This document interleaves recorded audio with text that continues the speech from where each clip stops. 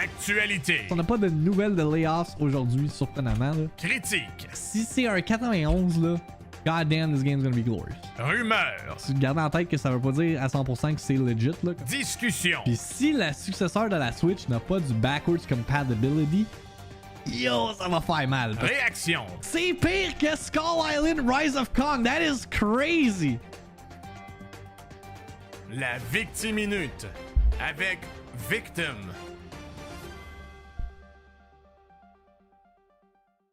Mesdames et messieurs, bienvenue à la VIICTIIMINUTE du jeudi 18 janvier 2024. Où est-ce qu'on jase de l'actualité dans le monde du jeu vidéo et du divertissement? Aujourd'hui, en manchette, on parle du Xbox Developer Direct d'aujourd'hui qui va avoir lieu à 15h.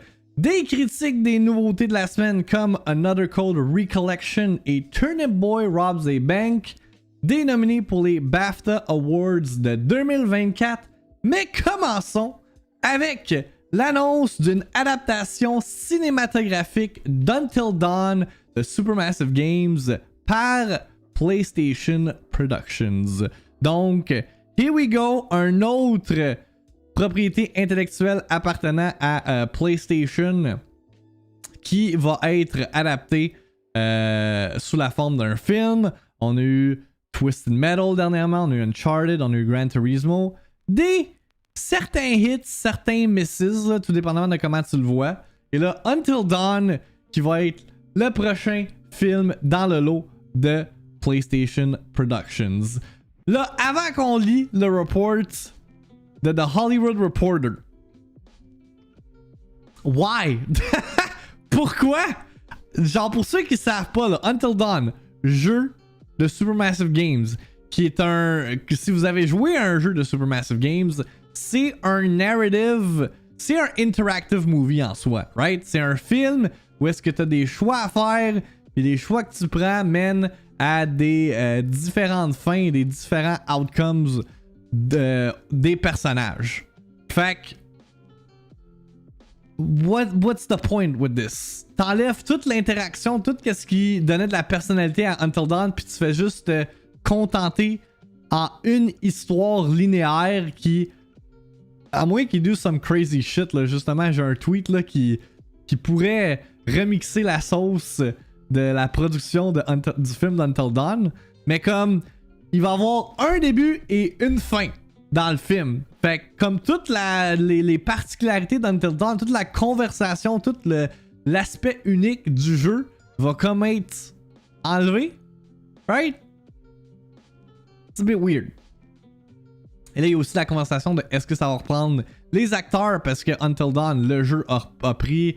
en fait, a été incarné par des acteurs quand même connus. Là, j'ai vu Joe qui a name drop Rami Malek. On a Hayden Panettiere qui est aussi là-dedans.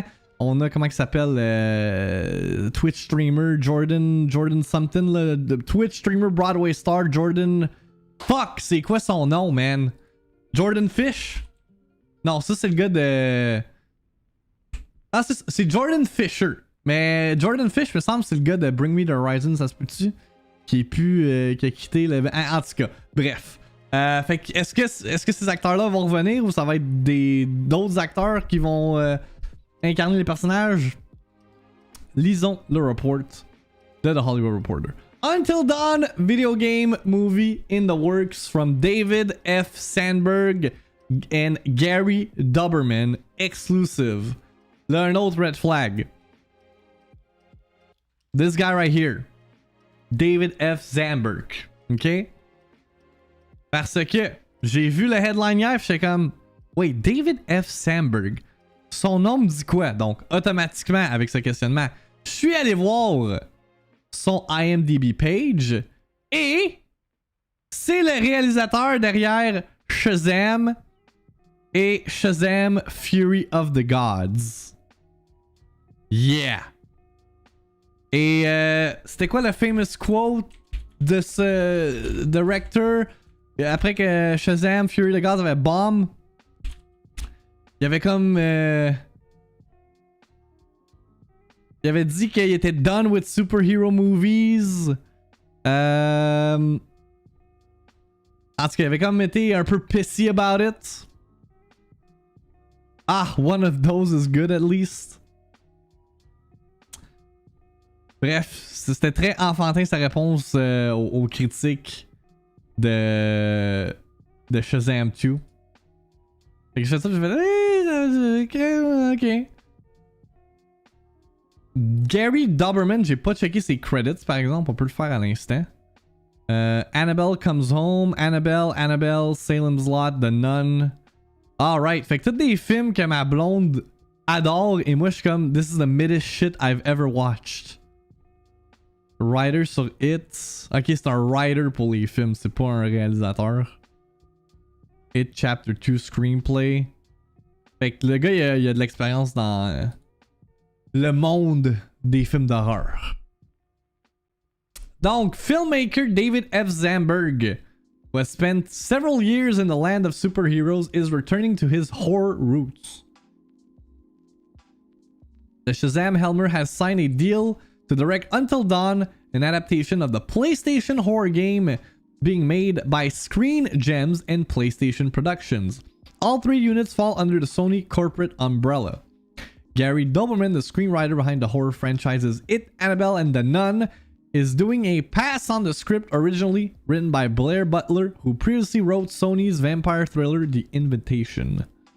Ouais, ça fait pas longtemps que c'est sorti, me semble, The Invitation, right? C'est sorti genre en... Oh fuck. En 2021, genre? Non, 2022. Close. Doberman, who late... Voyons, esti, let me underline the paragraph. Who late last year signed a first look deal with Screen Gems and Sony to deliver horror movies, is producing Until Dawn under his coin-operated banner. Also producing are Sandberg and Lotta Lawson via their Mangata shingle, as well as Roy Lee of Vertigo Entertainment and PlayStation Productions Assad Kizilbash and Carter Swan. Et pour ceux qui ont besoin d'un refresh sur c'est quoi Until Dawn, first released in 2015, Until Dawn is an interactive horror video game that follows 8 friends and frenemies who are brought together at a remote mountain retreat with live or die scenarios featuring a mysterious killer, cannibalistic wendigos, a cable car, and a long ago mining cave, and that reverberates into the present day. The members of the group must fight through their fear if they all hope to make it through the night in one piece. The game provided to be a surprise hit with critics and received numerous gaming awards nominations. Et là, Supermassive a fait comme plusieurs jeux suite à Until Dawn, ça a comme vraiment spark l'intérêt pour des jeux de ce genre-là. On a eu The Quarry il y a 2 ans, The Quarry qui a été aussi un hit à ce niveau-là. Je pense tout de même que Until Dawn, ça reste le pic de Supermassive en ce qui concerne les interactive horror video games, right? Je me souviens encore du fucking jump scare qui est clippé sur la chaîne Twitch, là. Si vous trouvez le clip, postez dans le chat, mais god damn! Il y a un jump scare dans le jeu là qui m'a littéralement fait sauter de ma chaise au même principe que les jump scares dans Alan Wake 2 last year, là. Fait que there's some good scares in this. Ils ont tout fait block pis t'es d'accord avec moi? I mean, your boy doesn't say nonsense, là, come on. Donc c'est ça, fait que comme je l'ai mentionné tantôt, là, c'est weird parce que c'est ça, c'est un film interactif en soi, Until Dawn, fait comme comment ça va être traduit dans un film qui est plus, en fait, qui est complètement limité en termes d'interaction, right? Il va pas avoir un pop-up dans l'écran au cinéma, les spectateurs vont pas avoir une manette, puis là il va falloir qu'ils votent genre sur quel scénario qu'ils décident d'envisager, là. Ça va être un set path, right? Puis c'est comme tout le monde va avoir la même expérience en sortant du cinéma. Du moins, c'est ce que je pense. Mais admettons là qu'ils tentent de quoi d'assez, en fait, du jamais vu. Je reprends ce tweet qui a popé sur ma timeline ce matin de James. 10 ans. Check this out. They have the opportunity to do the funniest thing ever, and it's to film all the possible outcomes of the game and distribute different versions of the movie in theaters to confuse the fuck out of everyone. Ça serait... Ça, si il préconise cette direction-là, là, je suis vendu. Je suis vendu à 100%. Parce que là, justement, il y aurait comme ce petit... Ce petit... Genre, cette petite curiosité-là avec le film qui a eu avec le jeu aussi, vu que tout le monde avait... Ben, tout le monde. La majorité des personnes avaient une expérience différente. Puisqu'il y a des personnages qui meurent, puis tes choix influencent les différentes fins du jeu.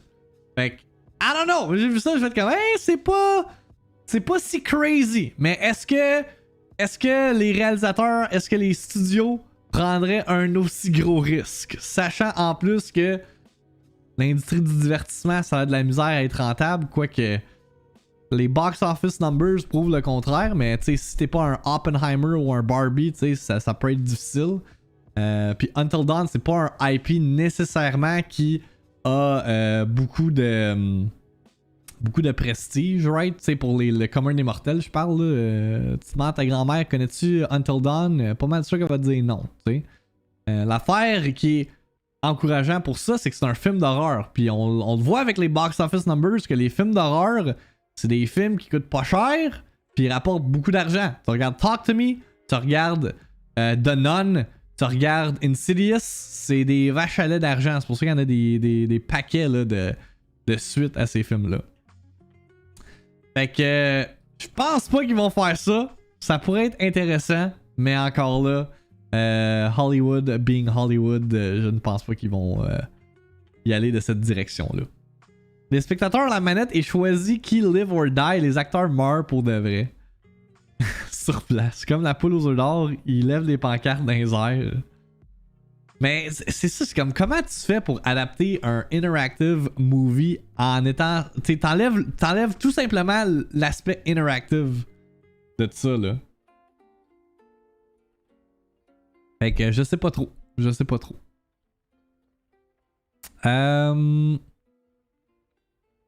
À la base, c'est pas comme un long film. Ben, c'est ça. Attends, il amène un bon questionnement. Il dure combien de temps? Until Dawn. How long to beat? Parce... C'est pas genre... C'est pas une durée standard d'un film. 8 hours? Is that long? Ouais, ok, il va falloir qu'il fasse de quoi, là. Il va falloir qu'il adapte le tout, là. Parce que 8 hours, you can't have an 8-hour movie au cinéma, le monde va juste bail. Il y a un défi. Ils ont certainement un défi. Dans le fond, ça va être un simple film d'horreur série B. Après, ils vont juste reprendre le contexte, c'est comme si des amis dans un chalet, puis il y a un killer qui court après. That's it, that's all. Mais c'est ça pour... c'est les seuls détails qu'on a par rapport à Until Dawn jusqu'à présent. Fait que on verra si PlayStation Productions est capable de pondre un autre succès à la Gran Turismo, Last of Us et même Twisted Metal. Pour ceux qui ont écouté de Twisted Metal, il dit que c'est good. C'est tellement good que ça fait en sorte qu'il y a une deuxième saison qui s'en vient là. Mais moi, je reste très cautiously optimistic par rapport à ça. Sur ce, let's talk about digital sales versus physical sales. Un sujet qui est revenu quand même assez souvent dans les derniers jours, right? Avec des statements comme le dude d'Ubisoft qui dit get ready to get comfortable à pas own. Je fais la pire traduction du monde. Mais bref, vous vous rappelez du code qu'on a parlé plus tôt cette semaine là? Le dude d'Ubisoft qui dit get comfortable to not owning your games, right? Et là j'avais dit ça a du sens parce qu'il y a plein de services d'abonnement Game Pass, Ubisoft Plus, PlayStation Plus qui préconise tout l'aspect digital, le genre de pas de streaming, mais comme vu qu'on est dans une ère digitale, c'est vraiment là-dessus que c'est axé. Mais là, Matt Piscatella, on va en reparler de lui tout à l'heure quand on va couvrir les Circana numbers. Mais lui, il dit que justement, l'accroissement là, des services d'abonnement n'augmente pas. Genre, ça flatline. Puis il n'y a pas une grosse croissance à ce niveau-là. Fait que même si on dit que tout est digital, ça veut pas dire nécessairement que le marché est dominé par ça. J'ai comme pas trop saisi dans in the grand scheme qu'est-ce que ça voulait dire tout ça là. Il dit subscription growth has flattened and sub-services on console and PC platforms accounts only for 10% of video game content spending in the US. I get that some people want to protect their preferred model, but the idea that subs will become dominant is unsupported by data. Donc, je pense qu'il veut juste dire que, tu les services comme Game Pass, PlayStation Plus, etc., ne vont jamais remplacer la façon traditionnelle d'acheter / jouer à des jeux qui est de les acheter avec ton argent au lieu de t'abonner à un service puis pouvoir avoir accès à un catalogue XYZ. Là. Je pense que c'est ça qu'il voulait dire au final. Fait que, quand même, ça met les choses en perspective. Merci Blue pour ton Prime Resub de 15 mois. Il rajoute subs have been more additive than cannibalistic and offer players, devs, and pubs more choice in how to play or how to go to market. Fear-mongering on this topic is quite unnecessary. Mais c'est ça, je pense que là, le monde était comme, oh my god, genre, on pourra plus jamais acheter des jeux. Right? Ça va être tout au travers de services d'abonnement. I see this tweet reached the I'm going to argue with you about points you never made stage. Time to mute. Ciao, friends. There you go. Mais quand même, 250 000 impressions là-dessus, là. God damn. Congratulations, you played yourself. Hey, Derek aussi avec un 70e mois de resub. Damn, Derek, t'es-tu le... Ça monte-tu ta clé? Non, c'est le first time badge que t'as. Ça monte pas ta clé. J'imagine si t'es un first time... C'est ça le founder's badge, ta clé doit être en diamant, toi. Haha, le So You Hate Waffles point.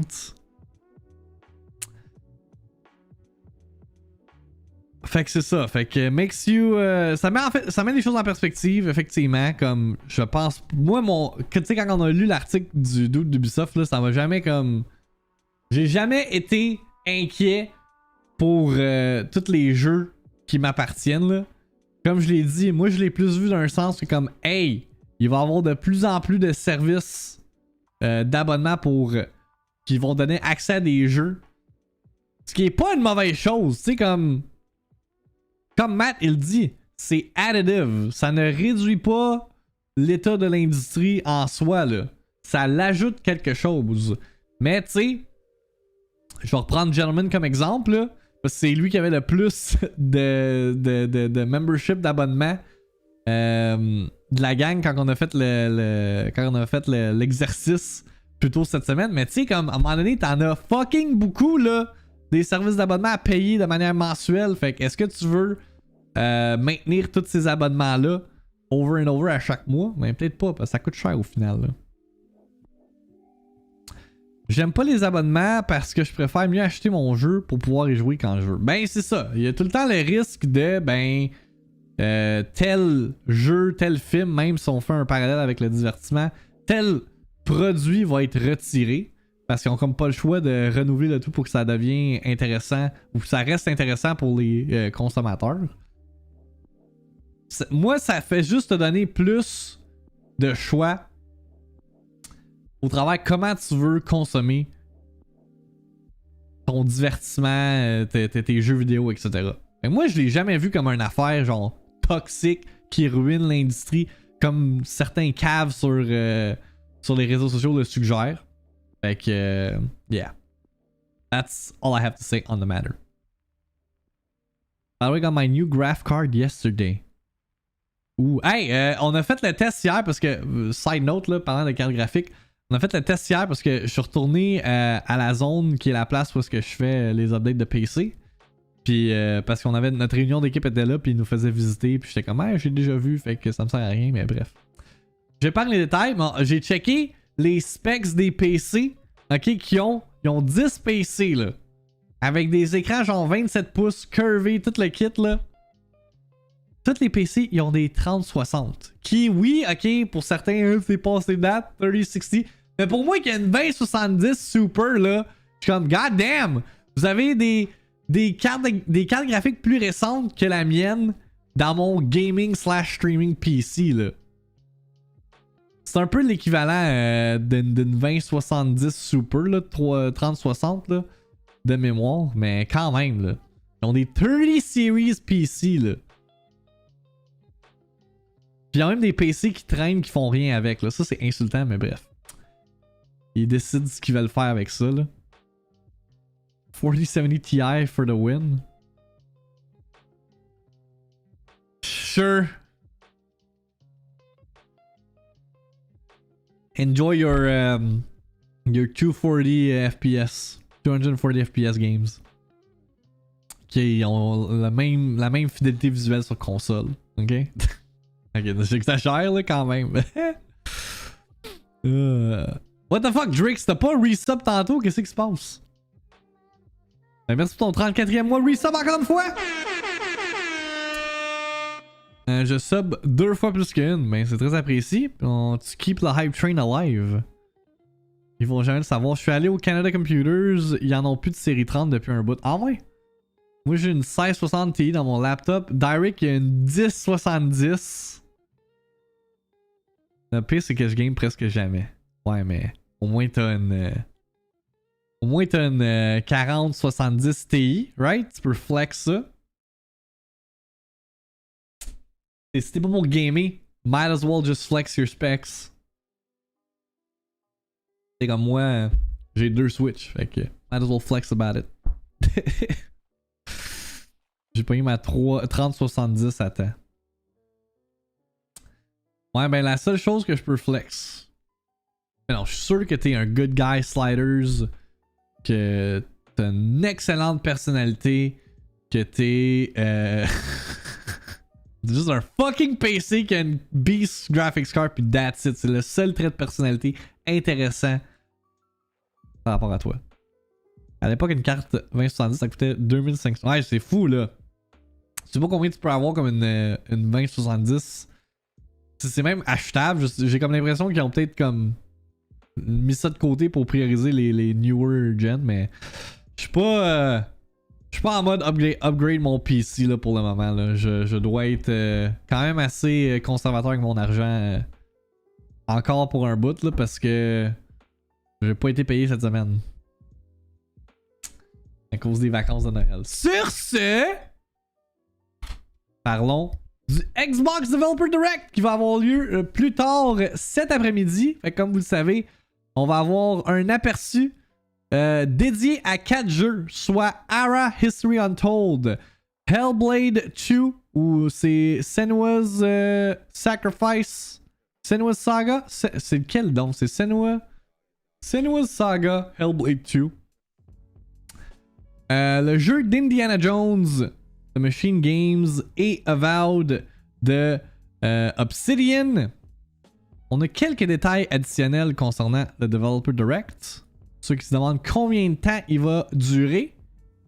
48 minutes pour le Developer Direct parce que c'est un YouTube Premiere. Fait que dans le back-end, le monde a été capable de voir c'était quoi la durée. Il va aussi avoir le Elder Scrolls Online le Global Reveal Premiere.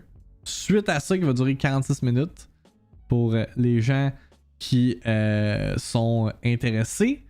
Me semble l'année passée, là, quand il y a eu le Xbox, le Developer Direct, il y avait. C'était comme dans le même timing, là. Fait que. Yeah. Je ne pense pas qu'il va y avoir des earth-shattering announcements. Là. On sait déjà les 4 jeux en avance. On en parlait hier, Hellblade 2. Si on n'a pas une date de sortie, I ain't playing it! Ninja Theory. Ok, I'm done. Le jeu d'Indiana Jones, comme j'ai mentionné au début du stream, c'est le jeu qui me hype le plus de toute la gang. On va avoir du gameplay. Je sais pas si on va avoir une date de sortie. Mais semble, j'ai vu en quelque part, c'était peut-être dans le blog post, mais je me souviens plus, qui disait qu'il sortait cette année. Si c'est le cas, I'm fucking down for that. Avowed aussi censé sortir cette année. On l'a vu lors du Xbox Bethesda Showcase ou Xbox / le truc pendant le Summer Game Fest là. E3 not E3. Puis Ara History Untold, ça si je me trompe pas, c'est le nouveau jeu des développeurs de let's see. C'est Oxide Games, mais ça me dit rien. Mais c'est pas censé être comme un genre de strategy game à la Civilization. Ça dit Strategy 4X Grand Strategy. C'est le genre de jeu qui me parle pas même. Fait que, yeah, attendez-vous pas. Hein, j'ai vu quelqu'un qui disait. Est-ce quelqu'un qui écrit dans le chat Silk Song or something? Non, c'est quelqu'un dans les replies, je pense, qui a dit Silk Song. We ain't seen that. Ok? On n'aura pas mettre sur le Prime 4 non plus pour ceux qui ont besoin d'un reminder. Hellblade 2, si ça continue, va rejoindre les jeux comme Beyond Good and Evil 2 et Star Citizen 1.0. Ben, c'est ça, là, à un moment donné, tu le montes tellement de fois, là. Give us a date. Give us a date. That's all we care about. C'est à quelle heure aujourd'hui? 15h, Blue. Silk Song, just give it up at this point? Ben non. It's coming this year. It's coming this year. L'autre affaire qui pourrait sortir cette année. Et là, les étoiles s'alignent pour Elden Ring Shadow of the Erd Tree. Les amis, parce que cette semaine ou je me rappelle plus c'était quand. Cette semaine ou la semaine passée, récemment, il y a quelques jours. Il y a eu un petit update du côté du Steam Backend pour Elden Ring. Il y a aussi des collaborations de merchandise qui sortent en février. Et là, le dernier indice qui pointe à potentiellement une annonce ou une sortie pour le DLC de Elden Ring prochainement, c'est le fait que le monde, ils ont du temps à perdre. Mais des fois, le monde sur Internet, ils ont rien que ça à faire. La playlist YouTube sur la chaîne de Bandai Namco America a été mise à jour hier. Comme Okami13 on Twitter /X suggère, est-ce que le DLC trailer s'en vient bientôt? Est-ce que Bandai Namco a mis le unlisted trailer dans la playlist de Elden Ring? Mais vu qu'il est unlisted ou privated, on peut pas le voir. Peut-être que we're gonna get a shadow drop aujourd'hui. Pour le trailer, je parle, pas pour le DLC là, quand même. Je pense pas que. Non, ils peuvent pas. Ils pourraient, mais ils vont pas le faire là. Genre, je peux pas shadow drop la plus grosse expansion pour un des meilleurs jeux qu'on a eu dans les 10 dernières années là. Fait qu'en tout cas. Effectivement, comme Derek dit, le suspense est là.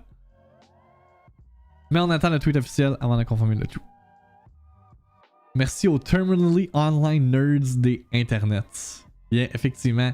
Shout out à eux autres. Ça a été un late ajout à ce niveau-là. Là, parce que j'étais censé segway de parler de Xbox pour faire comme hey, le poster de la saison 2 de Halo looks pretty cool. Mais on sait tous que personne va écouter ça parce que c'est the Halo TV show. Et yeah.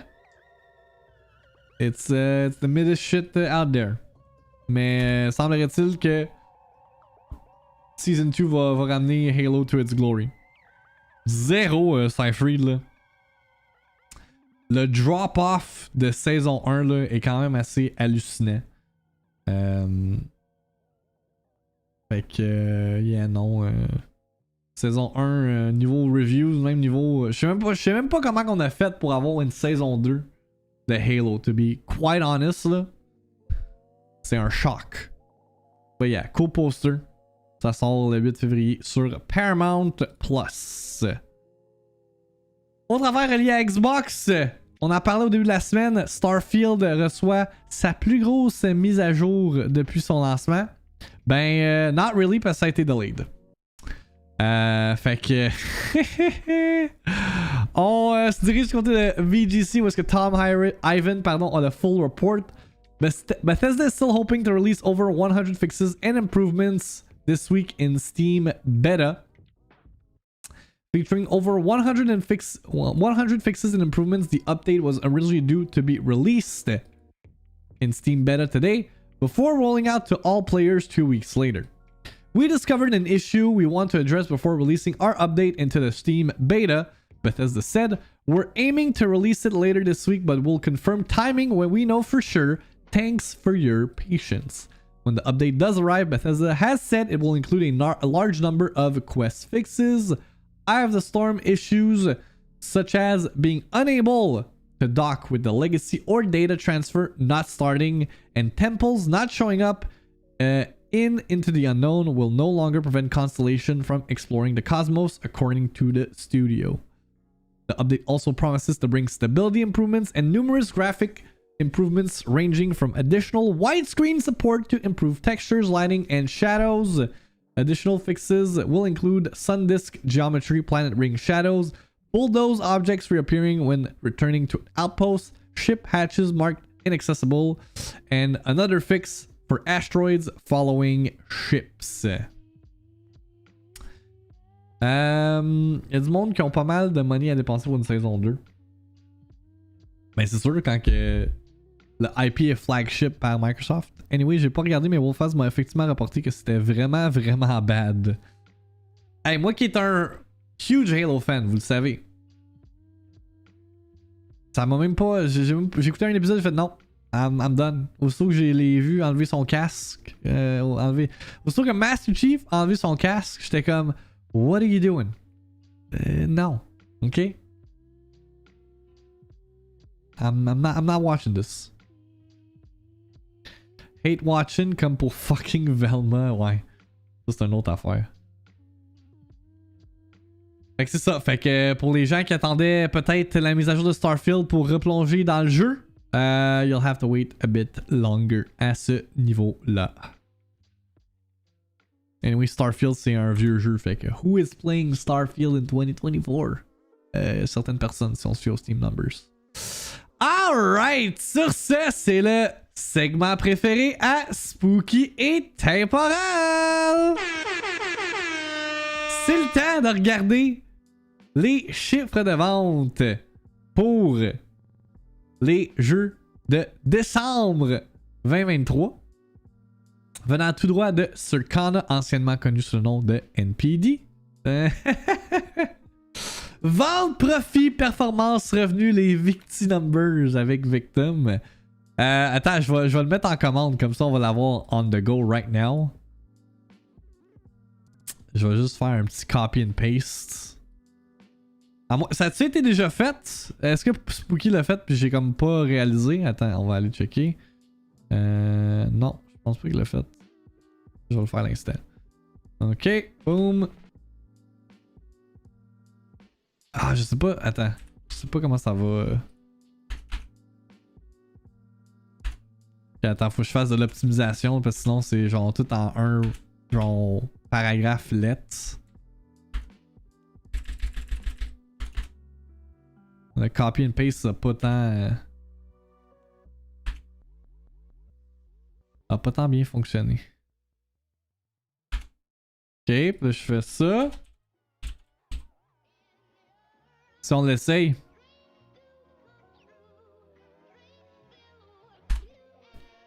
Aha! There you go. C'est fait. Donc, December 2023 US Video Game Market Highlights from Circana. Spending on video game content. Là, on s'entend que c'est intéressant de voir ces chiffres-là parce que ça couvre la période de Noël. Où est-ce que beaucoup de gens dépensent pour des cadeaux ou s'acheter eux-mêmes leur propre cadeau avec l'argent qu'ils ont reçu à Noël. Fait que c'est souvent un high spending season. Et justement, pour ce qui est de hardware and accessories, 57,2 milliards de dollars en achat de jeux vidéo pour décembre 2023. That's beaucoup. Une augmentation de 1% versus l'année passée. December spending grew 4% to $7.9 billion. Ok, ça c'était le total pour l'année. C'est ça, j'étais comme confus un peu. Le 57,2 milliards, c'est pour 2023 au total. Puis pour décembre spécifiquement, c'est 7,9 milliards. Fait quand même, une augmentation de 4% versus la période des fêtes de l'année passée. On a le petit graphique pour qui montre l'augmentation de novembre à décembre. Quand même drastique, right? On aime ça. But what we really care about, c'est que Droppy sort un resub pour un 7e mois. Merci Droppy.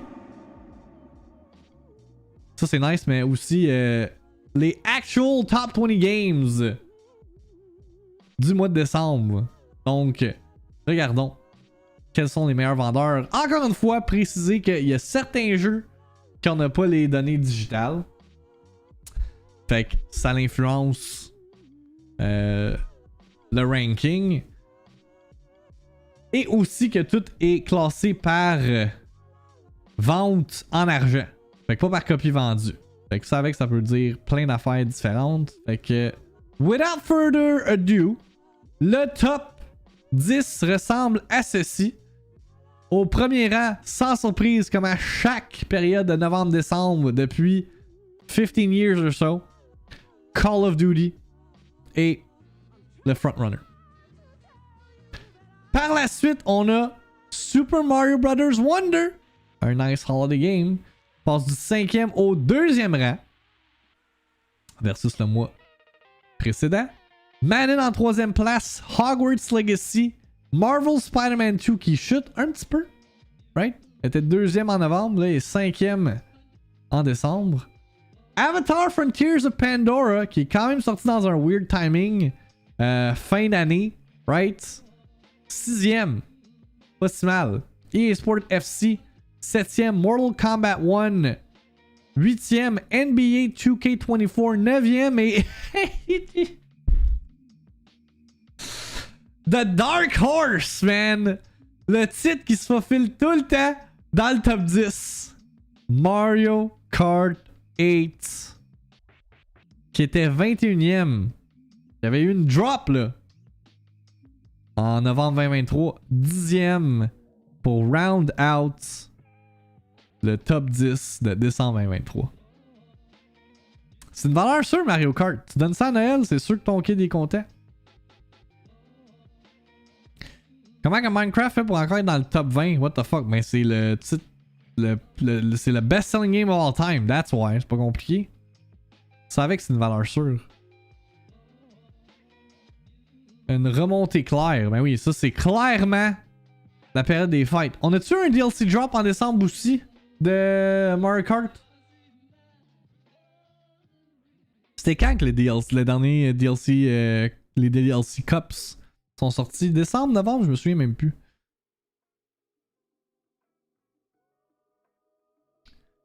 Tu croirais pas pour les codes, mais c'est une majorité silencieuse qui sont les acheteurs. Justement, best selling game of all time, ça continue de vendre en décembre 2023. What the fuck, je la comprends pas. Mais je crois pas de ton affaire. Tu croiras pas pour les codes, mais c'est une majorité silencieuse qui sont les acheteurs.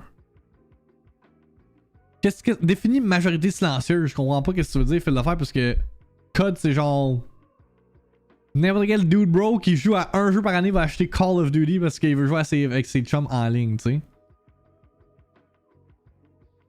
Novembre, le DLC. MK8 DLC 6. Sorti le 9 novembre. Silencieuse qui parle très fort, in my opinion, yeah, effectivement.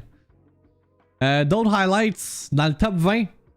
On a Mario RPG, Sonic Superstars, God of War Ragnarok, Star Wars Jedi Survivor, Elden Ring, Tears of the Kingdom, Just Dance, Assassin's Creed Mirage, UFC, qui se retrouve dans le top 20.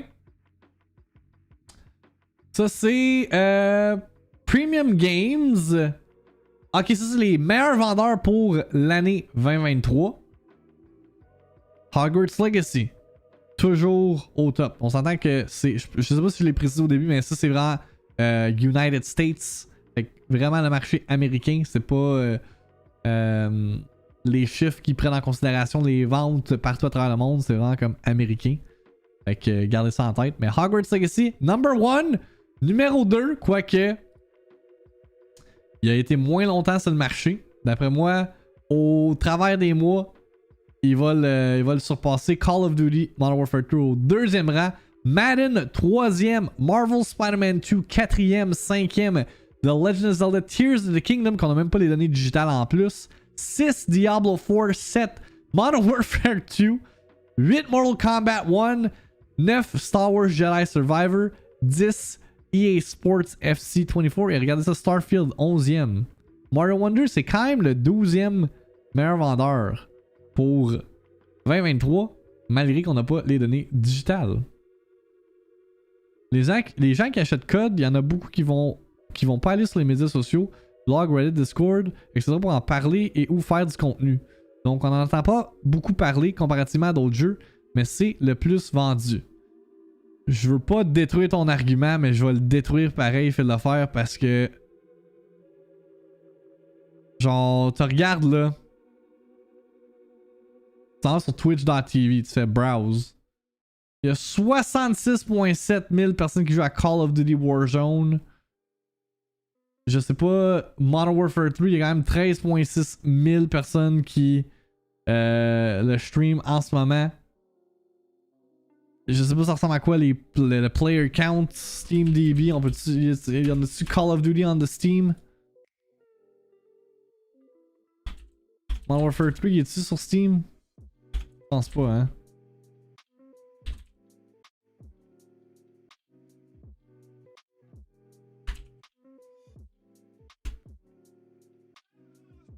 Mais non, il y a plein de gens qui font du contenu par rapport à code. Il y a plein... Non.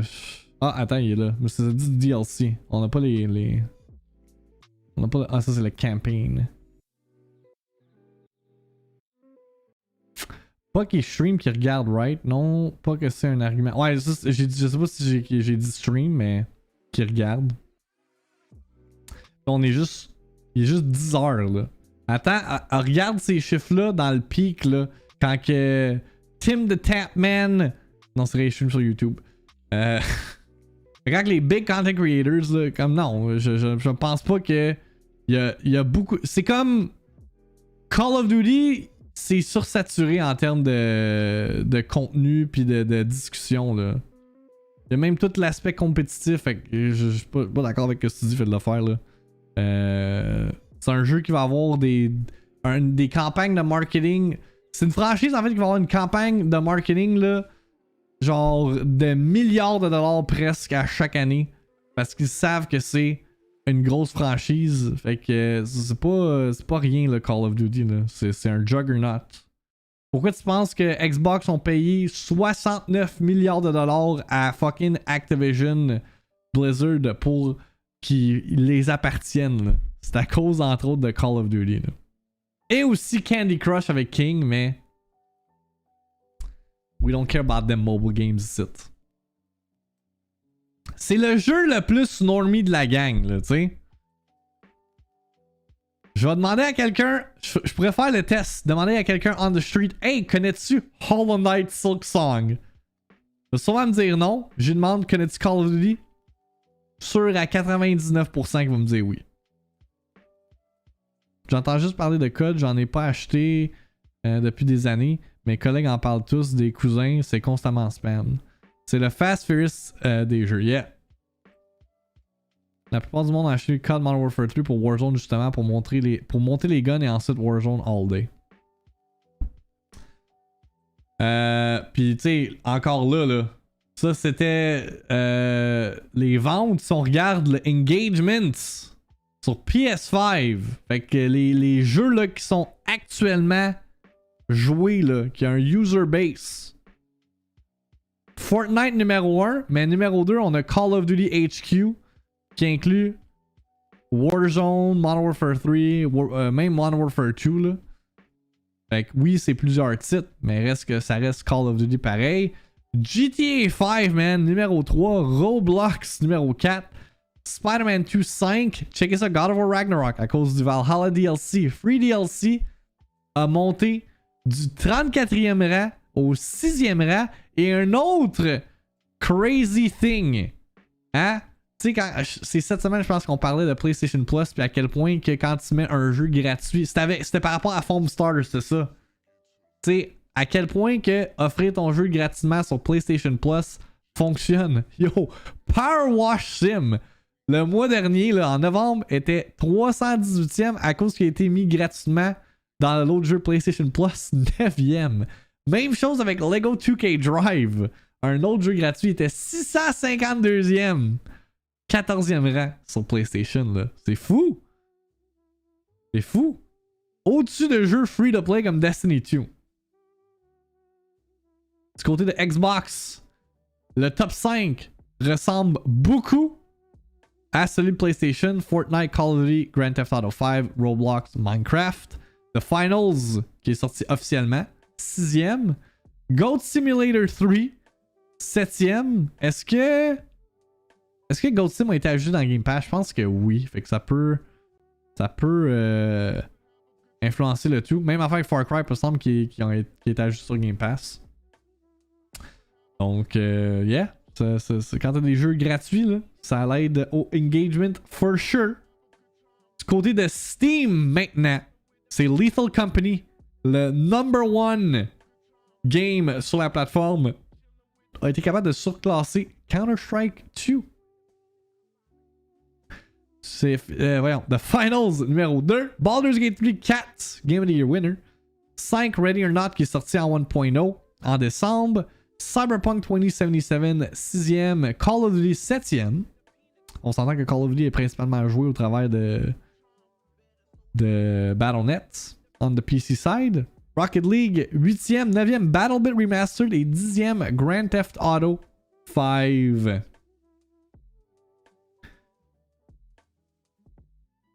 Ça c'est quoi ça? C'est les meilleurs vendeurs sur PlayStation. Ça revient pas mal au même. Hogwarts Legacy, Marvel Spider-Man, Call of Duty Modern Warfare 3. Meilleur vendeur pour Xbox. Même chose sauf que t'as pas Spider-Man parce que c'est un exclusif. Fait que Modern Warfare 3, Hogwarts Legacy, Madden, Diablo. C'est beaucoup de jeux qui reviennent. Là. Starfield 7e qui était la grosse exclusivité pour Xbox cette année. Starfield était aussi disponible pardon, Day 1. Et là, je sais pas si ce ranking-là, si ça prend en considération les téléchargements Game Pass ou whatever. Je pense pas. Fait que tu sais, si Starfield n'était pas Game Pass, peut-être qu'il serait plus haut dans le classement. Pour ce qui est de Nintendo, c'est quoi vous pensez le number 1 best-seller de 2023? Surprise, c'est pas Mario Kart 8. Une fucking chance. Parce que si Mario Kart avait plus vendu que Tears of the Kingdom, j'aurais été insulté. J'ai-tu fait une prédiction l'année passée que j'avais dit que Mario Kart allait plus vendre que Tears of the Kingdom? Je pense que oui. Je pense que oui. Cat Milk. Hey, j'ai même pas encore booté ça sur ce jeu-là sur ma Switch. What's up? Les fesses des internets. Mais quand même, Mario Kart 8 est 3e, dude. 3e. Mario Wonder, numéro 2. Quand même un fou 1-2 punch là, 2023 pour Nintendo avec des jeux. Avec une année headlinée par Tears of the Kingdom et Mario Brothers Wonder. Mario RPG quand même 6e. Ouais, mais Cat Milk ne pourra pas se classer à ça parce que si tu vends ton jeu une scène, ça génère pas beaucoup d'argent dans ce ranking-là, là, vu que c'est classé par argent fait. Puis anyway, la Switch, il track pas les ventes digitales. Fait qu'oublie ça, là. Mario Rabbids Sparks of Hope, 15e. Encore une fois, Ubisoft qui dit que c'est un flop, mais c'est quand même le 15e jeu le plus vendu sur la plateforme. What other weird game là? And Pikmin 4 17e pour une nouvelle sortie, kind of disappointing, mais en même temps, Pikmin 4 c'est pas autant. Pas une franchise qui est autant accessible que Mario, right? Hogwarts c'est haut, ça fait beaucoup de monde qui joue à une version piste de ce jeu-là. Yeah, j'avais même pas pensé à ça, Blue. Excellent point. C'est quand même 5e là, version Switch qui est sortie en novembre, si je me trompe pas. Puis je vous avais dit, si vous achetez la version Switch de Hogwarts Legacy, vous vous tirez dans le pied. You're asking for it. En 2 mois, c'est le 5e jeu le plus vendu. Il y a beaucoup de monde qui écoute pas la VIICTIIMINUTE, hein? Odyssey et Breath of the Wild, des jeux de 6 ans dans le top 15. Yeah, mais c'est... Les deux jeux, il peut avoir un argument pour dire que c'est 2 des meilleurs jeux de tous les temps, là. Fait que... Il y a ça qui joue en leur faveur aussi, là. Max qui victim shame les joueurs de Switch, shake my head. I'm just saying, comme... Si tu veux vraiment apprécier Hogwarts Legacy, il y en a qui diraient, achète-les juste pas. Il y en a d'autres qui te diraient, ben, joue-y sur une plateforme qui est actually capable de runner le jeu comme du monde. I'm just saying. Si on poursuit au travers du thread, video game content spending ended 2023 1% higher than 2022, comme on l'a dit tantôt, driven by a 13% increase in digital premium downloads spending on console platforms. Hogwarts Legacy finished as 2023's best-selling video game in the US market in dollar sales. It is the first year since 2008 that a non-Call of Duty or Rockstar developed title ranked first. Fait qu'on remonte à Rock Band. Wow, that's crazy. Hogwarts Legacy was the best-selling game of the year on PlayStation platforms, ranked 2nd on Xbox and placed 5th on Nintendo platforms. Fait qu'on peut voir drette là que peu importe la controverse, peu importe les gens sur Twitter qui sont comme hey, boycott this game, J.K. Rowling's a shit individual. Au final, ça l'a pas vraiment nuit à ce jeu-là. Je pense que Warner Brothers Games sont très contents. Les vestons cravates qui gèrent Warner Brothers sont très contents. Au final, ça a backfire. Mais je pense pas que ça a backfire. C'était sûr que c'était ça qui allait arriver parce que c'est tout le temps ça qui arrive. Genre... Ou presque tout le temps ça, là, quand il y a un jeu avec une controverse majeure. Là.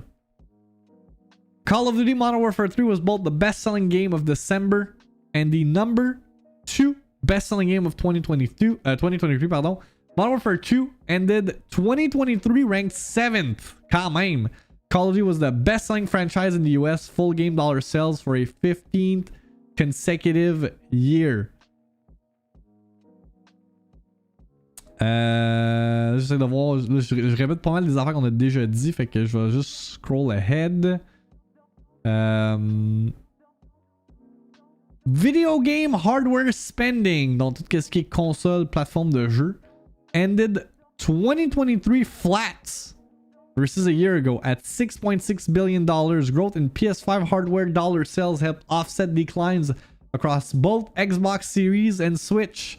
Donc les ventes du côté de Xbox et Nintendo sont en baisse. Mais du côté de PlayStation, ça augmente. PlayStation est le système, du moins aux États-Unis, à voir dans son logis. PlayStation 5 ended 2023 as the best-selling hardware platform in both units and dollars. On s'entend que Switch, on achève le cycle de vie. It makes sense. Xbox! Y'a pas... Je veux pas dire que c'est juste ça la raison pourquoi Xbox vend moins, mais c'est sûr que quand t'as un manque d'exclusivité, là, oui, Starfield est sorti, oui, Forza Motorsport est sorti, mais reste que le killer app sur Xbox, à ce jour, là, en date du 18 janvier 2024, là, Presque 4 ans après la sortie de la plateforme. Le killer app reste Game Pass. Tandis que sur PlayStation, t'as des jeux comme Spider-Man 2, God of War Ragnarok, fucking Returnal, Ratchet Clank, tous des system sellers à mon avis. C'est sûr que ça influence les ventes au final. December hardware spending reached $1.6 billion, an increase of 4% when compared to December of 2022. Growth in Xbox Series and PlayStation 5 hardware dollar sales offset a double-digit percentage decline for Nintendo Switch. Encore une fois, beaucoup de monde ont des Switch.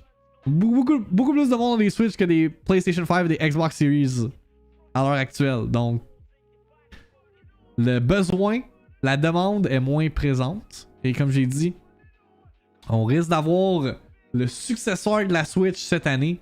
Fait que c'est tout à fait normal qu'il y ait une baisse de momentum en termes de vente. Pour vrai, si la Switch continuait à vendre genre vraiment intense là, je sais pas qu'est-ce que Nintendo ferait. Nintendo serait dans un weird position de genre comme hey, notre console vend encore en crise. Puis là on est comme on va falloir qu'on essaye de vendre une autre console en plus de ça là. Fait que là, tu sais, comme le fait que les ventes baissent, je pense que là, ça va juste accentuer puis plus comme justifier le besoin pour une nouvelle plateforme du côté de Nintendo. On s'en reparle de ça bien très prochainement. PlayStation 5 was the best-selling hardware platform of December 2023 in both unit and dollar sales, with Switch placed in second across each measure. Dollar sales of video game hardware set a new one-month record for the manufacturer, beating the previous Sony high set in December of 2022. Pour ce qui est des accessoires, je vais terminer avec ça. Parce que là, effectivement, là, je fais juste prouver le point à Spooky que le segment Numbers dure fucking longtemps. Oh my god. December 2023 accessory spending was 14% higher than in December of 2022 at $584 million. 21% growth in December sales of gamepads was the primary reason for the increase. December headset/headphone spending grew by 5% year on year. On n'a pas le best selling accessory par exemple. Fait que yeah! C'était les Circana numbers pour décembre / 2023 au total. Encore une fois, shout out Matt Piscatella chez Circana et son magnifique thread qui décortique tout ça. C'est une situation vraiment weird, to be honest. C'est pire ou meilleur selon comment tu vois ça que la Wii. Yeah. Yeah. Puis le outcome va dépendre du nom. Genre, de comme la réception au lancement de la prochaine Switch, là. Ça va être genre à 90%, là. Le succès va être déterminé par juste le fucking nom. Est-ce qu'ils appellent ça la Switch U or some bullshit ass Nintendo name ou ils font juste se contenter d'un nom comme simple genre Switch 2? That is what I'm wondering. Maintenant, la Switch NX. Let's go. We'll get some news in due time, les amis. We'll get some news in due time. Saviez-vous que Rock Band 4 drop encore du DLC? That was news to me. Right? Harmonix, qui fait partie de Epic Games maintenant, supporte tout de même Rock Band 4 à ce jour. Par exemple, le dernier DLC drop pour Rock Band 4, qui est sorti en quelle année? Le 6 octobre 2015. It's been 9 years! What? Dernier DLC qui sort la semaine prochaine, le 25 janvier. Harmonix ont publié un blog post disant An update on Rock Band 4 DLC. Yeah, ça, on a besoin des salute emojis in chat pour ça, là. After over 8 years of weekly par semaine, il sortait du DLC. Holy shit. Of weekly Rock Band 4 DLC releases, we're here to let you know that January 15 will be the last DLC release of the Rock Band 4 era. C'est à cause de... Fait que, si je comprends bien, Fortnite Festival a tué Rock Band 4, guys. Gardez ça en tête.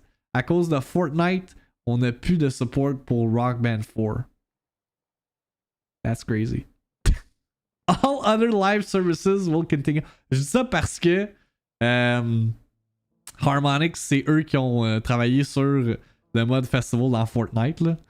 Fait que, qui est littéralement un Guitar Hero clone, là. Fait que, ils vont dédier leur attention là-dessus parce que, of course, it makes sense. Le player base est beaucoup plus sur Fortnite que sur Rock Band 4, là, tu sais.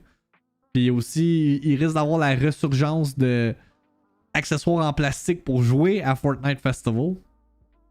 Ouais, Clone Hero, je sais pas en termes de comme légitimité, là, à quel point que, tu sais, au niveau des droits d'auteur pis tout, ça ressemble à quoi. Mais oui, effectivement, Clone Hero sur PC, que tu peux juste avoir des... plein de tunes qui ont été faites par la communauté de Rock Band / Guitar Hero. Fait que... t'sais, plus besoin de support directement des développeurs, là. All other live services will continue as normal, including Rivals, Seasons, Online Play, and everything else. Ok, fait que ça n'a pas tout à fait tué Rock Band 4 Fortnite Festival. C'est vraiment au niveau des DLC rollouts que ça va être terminé. Working in support of the Rock Band community has been a high point in my professional life, wading through the thousands of song requests we get, working through what songs to pursue and release. It's all hard work, but also really satisfying. Taking a longer look back, I see the Rock Band DLC catalog as a huge achievement in persistence and commitment. Over the years, we've cleared, authored, and released nearly 3,000 songs as DLC, as well as over 3,000 if you include all the game's soundtracks. C'est beaucoup de musique, ça. That's wild. Many of you reading this own a good chunk of this content, and we remain committed to protecting that investment. To be very clear, you can play the songs you own within Rock Band 4 for as long as you like. Fait que ils tireront pas la plug là-dessus, là. Tout le contenu que t'as acheté, tu vas quand même être capable d'y jouer. Parce que tout avec au niveau du delisting de jeux, là, ça c'est une autre affaire qui est très controversée dernièrement, avec des jeux qui se font retirer des plateformes de distribution.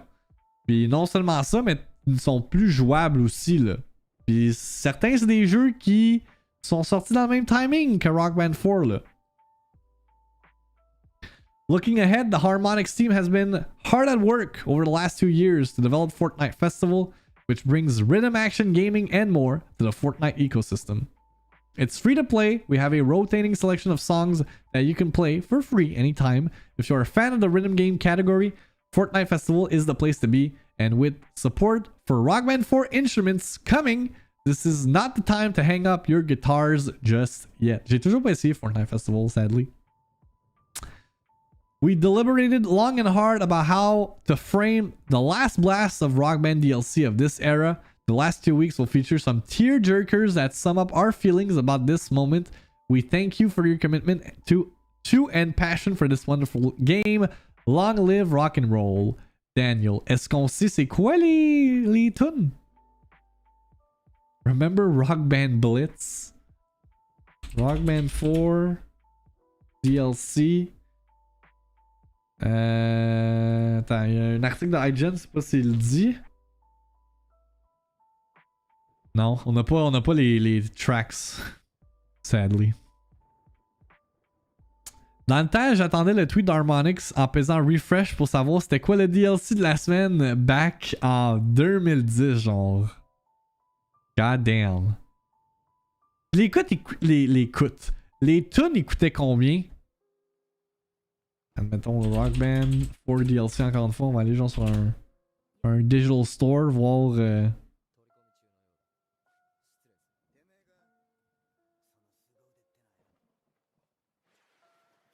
3 pièces. Ça c'est 6th free anniversary.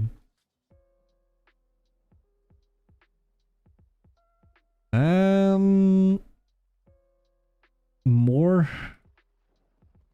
On peut-tu voir les individual tracks? Ah, ok, there you go.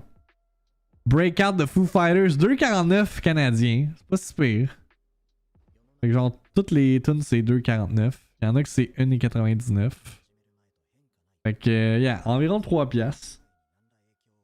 Pas si mal. Fait que, yeah. A salute to Rock Band 4. On se revoit dans Fortnite Festival Harmonix. What is our next topic of conversation? On parlait de Call of Duty tout à l'heure et là, le Call of Duty community is in shambles. Apparemment, la dernière mise à jour de Warzone a complètement brisé le jeu. Il y a aussi, on va en reparler après, là, le mode classé, ranked, a été reporté. On dirait que c'est ça qui arrive à chaque année. Et tout ça à cause que là, ben, il y a la nouvelle saison qui a été qui a sorti hier, Season 1 Reloaded. Et là, ça fait en sorte que là, Call of Duty connaît plein de problèmes. On se dirige du côté de Insider Gaming où est-ce que Tom Henderson dit the latest Warzone update as part of Season 1 Reloaded has completely broken the game. On parle ici d'une compagnie qui produit le meilleur vendeur, ou presque, à chaque année.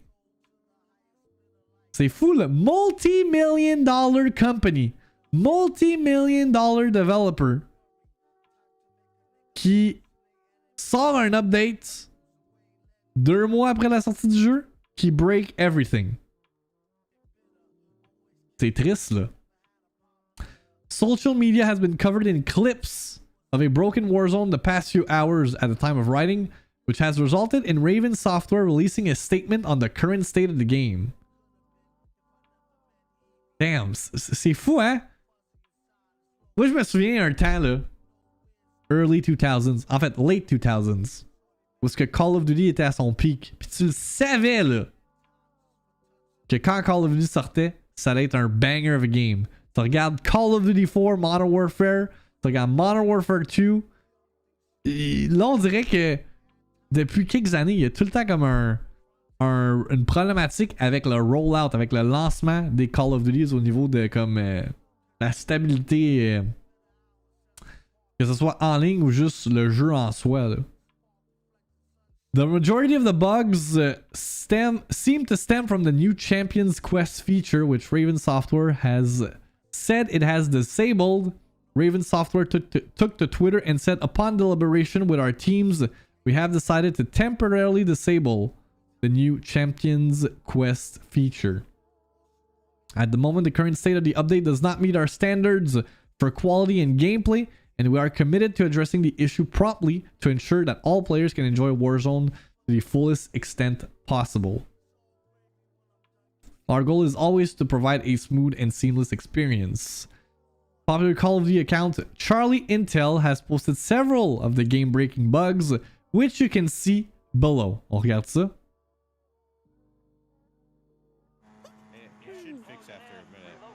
Oh yeah. What the heck? Yo, chat, clip it, it's bugged. Oh, people will be there for like a minute. Oh yeah. Yo! We got that, for the audio listeners, we got that HUD flickering. Ça run à genre 2 FPS. Très cool. Nice experience.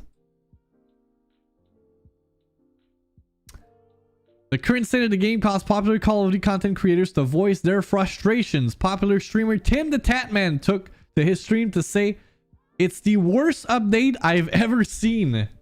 Damn. C'est pas rien, là. On a-tu d'autres clips? Peut-être si on va sur... Peut-être que le thread, il y a un thread, ça se peut-tu? Charlie Intel. Microsoft qui sont... Oh my god, what have we done buying this company? Moi, c'est comme... Oh. Qu'est-ce qu'on a fait? Attends, je scroll la page, de voir s'il y a d'autres. Ça, c'est le clip de Tim qui dit I think this is the worst update. Where's that? Coming through a decoy. Next to us. On the tower. Under tower right now, fighting. Ah, il y a eu le même problème. Good. Did you guys go through? Guys, I can't move. My Man. game. I'm being hacked. Guys. They're hacking me. Ok, c'est toute la gang. I think I got him one shot. Oh, he's one shot. Hey, Call of Duty, I'm not exaggerating. I think this might be the worst update I've ever seen. I'm not even kidding. Through the years of playing this game. Goddamn game, bro. Yeah, see, even Jawsy's mad. Oh là là. on a still clip? Or is that it?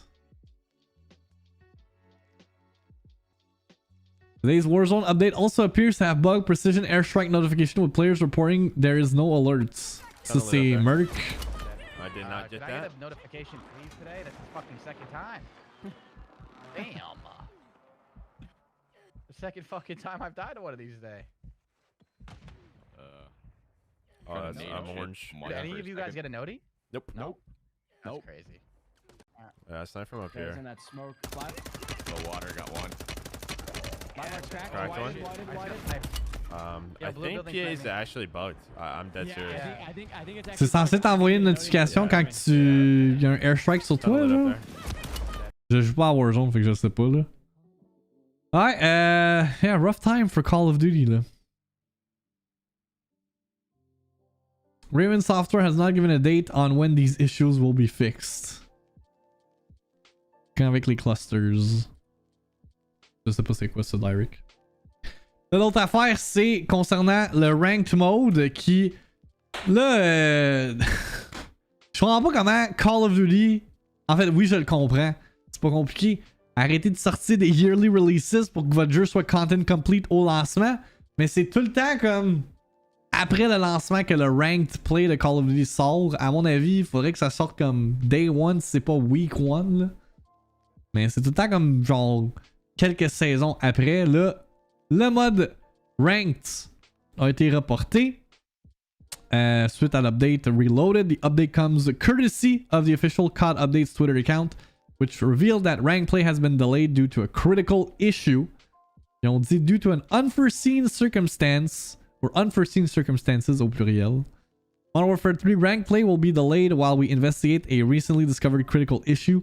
Our teams are working to solve this issue and launch Modern Warfare 3 ranked play as soon as possible. No new launch date has been announced for the game mode. Fait que ouais, c'est juste décevant là, de voir the biggest game dans l'industrie venant de arguably la plus grosse compagnie dans l'industrie être victime d'autant de problématiques et de sortir des mises à jour qui break le jeu là. C'est triste. C'est triste. Mais reste que people are still gonna play it malgré tout là. Parce que c'est Call of Duty and yeah. Le juggernaut de l'industrie Call of Duty. Qu'est-ce que tu veux de plus?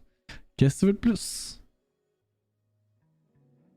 On termine, ouais, puis ça c'est une autre affaire. Vu que là, la nouvelle saison est sortie, là, c'est plus un haha, look at this moment. Là. Mais vu que Season 1 Reloaded est sorti, ils ont sorti en même temps les skins de The Boys. Et regardez le finishing move du skin de A-Train en Modern Warfare 3. Nobody out. Some violent shit. Excuse-moi comme un fatality de Mortal Kombat. Nobody out.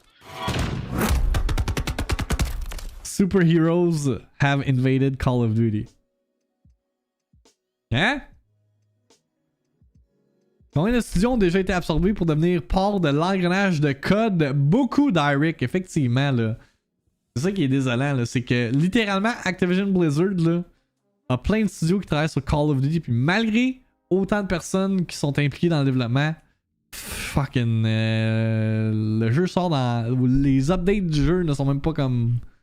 capables d'offrir le contenu, là. Ça brise le jeu au lieu d'ajouter du contenu additionnel, là, which is quite disturbing if you ask me. Sur ce, 10h49, on va prendre une pause. Au retour, on va couvrir des critiques pour des nouveautés de la semaine comme Another Code Recollection et Turnip Boy Robs et Bank. Mais avant, I'm gonna roll some ads et vous rappeler que la meilleure façon de supporter la VIICTIIMINUTE, c'est au travers d'un abonnement à Twitch, que ce soit Prime, Gifted, abonnement régulier, etc.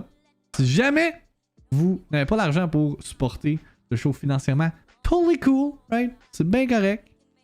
Mais je vais vous rappeler quand même des différentes avenues pour supporter le show. Les voici donc à l'instant. La VIICTIIMINUTE est une présentation, eh bien, de vous autres. Et oui, sans vous, ce show 100% indépendant ne serait pas réalisable. Donc, je profite de ce petit ad break pour vous rappeler les différentes avenues possibles que vous pouvez employer pour supporter le show. Si vous écoutez le tout via les versions audio podcast, je vous invite à vous abonner aux feeds respectifs, que ce soit sur Apple Podcasts, Spotify ou Google Podcasts. N'oubliez pas de laisser une petite note pour faire ressortir le show dans l'algorithme. Et petit rappel que la VIICTIIMINUTE est aussi disponible en rediffusion vidéo via Twitch et YouTube. Si vous voulez supporter toute la couverture que j'offre sur les différentes plateformes, la meilleure façon est en vous abonnant à ma chaîne Twitch avec un abonnement régulier ou encore Prime Gaming si vous avez Amazon Prime. Non seulement ça me supporte directement, mais tout ça vous donne accès à un paquet de bonus sur Twitch comme des emotes, une expérience sans annonce et sans interruption, un accès au VIICTIIMINUTE calendrier qui track toutes les nouveautés à venir et aussi au canal Discord réservé. Si jamais ce n'est pas possible, je vous invite à me suivre sur mes différents réseaux sociaux pour ne rien manquer de tout ce qui concerne mon contenu. Et sur ce, je vous laisse avec quelques highlights le temps que je revienne de la pause. Quand est-ce que tu trouves un OnlyFans?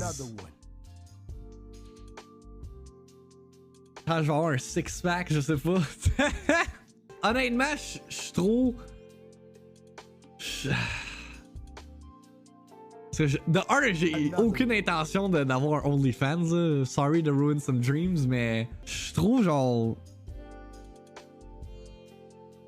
Je sais pas comment l'expliquer. Mon corps a rien à offrir. My body is not that exciting. Skinny legs is hot. Right? You like that shit? Je vais faire... Bon, OnlyFans, ça va juste être des photos de mes jambes. Puis God knows que j'ai des fucking hairy legs. Like, get ready. Ceux qui aiment un peu de... Ok. Shut up. 24 hours later. Non! C'est ce que je devrais faire, gros nain. Je devrais faire un OnlyFans de moi. Genre, des photos genre... Comme... Des hot pictures de moi, mais comme... Avec une boîte de céréales différente qui cache mon junk. Ah, c'est que ça serait insane, ça. Attends. On va faire le Save for Work Edition. Hang on. J'arrive dans même, je fais genre comme...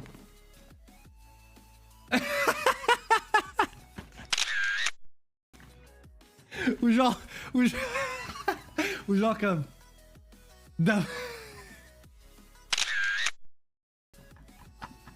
Ok, I'm done. Stream is over. Est-ce que je... Oh, fucking hell. Est-ce que je vais trouver drôle pareil?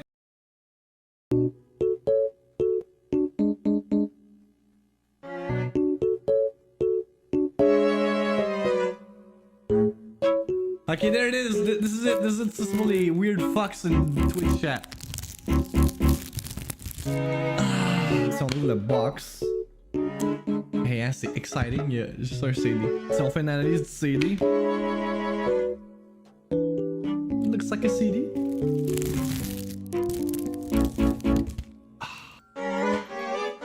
Ouh! Si on regarde. Je vous l'avais dit que notre unboxing est professionnel, ça. Looks like a CD as well. Complete in about 2 hours. Pourquoi ça download à 2 MB per second?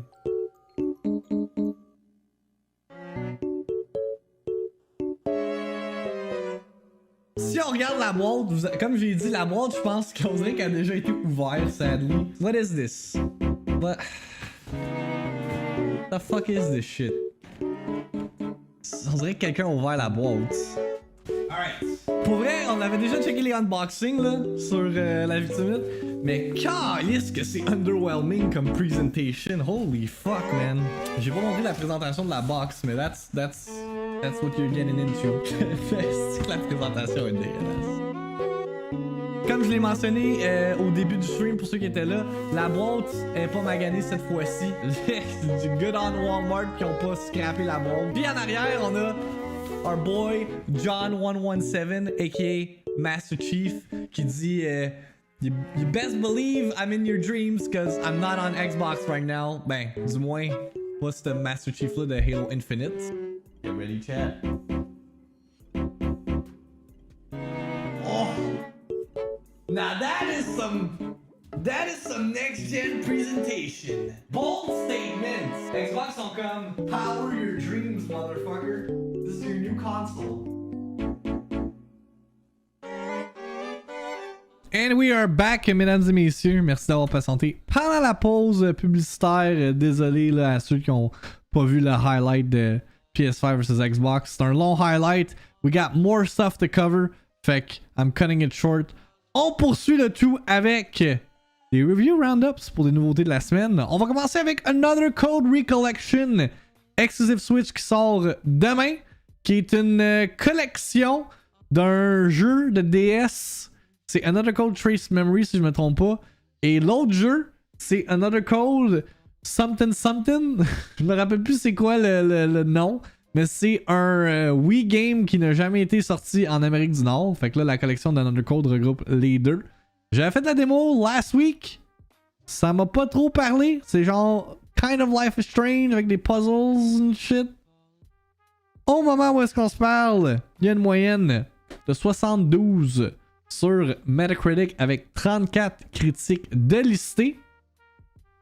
J'ai la critique de Nintendo Life qui dit « Est-ce que c'est worth it? » Let's find out en écoutant le tout. Hey everyone, Zian over here from Nintendo Life, and today we're here to share with you our review of Another Code Recollection on the Nintendo Switch. Now, this review was originally written by PJ O'Reilly for NintendoLife.com, but was reworked into this video by me. The day before my 14th birthday started off pretty bad. I've never felt so torn apart. I don't want to be in this messed up place. Dad. The first big Switch exclusive for 2024 arrives nice and early, and rather than taking the form of one of Nintendo's bigger franchises, like Fire Emblem Engage did this time last year, we are instead winding the clock back to 2005 and 2009 respectively, to dive into striking remakes of a pair of cult classic adventures from the DS and the Wii. Another Code 2 Memories, which is also... Wait, attends, qu'est-ce qui est arrivé dans le Discord? Je viens d'ouvrir, là, j'étais comme de 9 notifications. Y a-tu du monde qui était. Les gars qu'on a bannis tantôt sont seuls dans le Discord pour genre talk shit? Pour vrai? Ben là, guys, soyez pas des pieces of shit pis dites des slurs dans le chat pis y'aura pas de problème là. C'est pas difficile être un good person. Merci Mods d'être on top of things, je l'avais même pas remarqué là. Vu que j'ai OBS d'ouvert, j'étais en streamer mode, là, fait que les notifications ne pop pas, mais... That's so fucking... Hey, vous êtes des losers! Vous avez rien d'autre à faire, ok? Also known as Trace Memory in the US, and its sequel, Another Code R, A Journey into Lost Memories, may not have been the most obvious way to kickstart a new year. However, make no mistake, they've gained cult classic status for good reason over the years, and amidst many of the rather average reviews gained by both titles back in the day, there were plenty of trustworthy voices applauding the world building, characterization, and the writing in both of these slow burn tales. Now, if you're new to the party, Another Code Recollection returns and revamps two games from the defunct developer Sing, which is the same super talented team that made the stunning Hotel Dusk series and Little King's Story. Recollection brings back two completely modernized... Y'en a-tu qui ont joué à Hotel Dusk Room 215? C'est niche fucking ass DS game, mais c'est le même studio qui a fait Another Code. Man, j'ai pas joué, mais ce jeu-là, je l'ai vu dans Nintendo Power. 100% sûr. Parce que back in the day, in that DS era, j'étais abonné à Nintendo Power. Je sais pas où est-ce qu'ils sont ces Nintendo Power-là. Pas mal sûr que j'ai tout crissé au vidange comme un cave. Mais yeah, il y en a qui pensent qu'après Another Code, peut-être qu'on va avoir un remake de Hotel Dusk. Ben yeah, fun fact par rapport au studio, je me souviens plus c'est quoi le nom.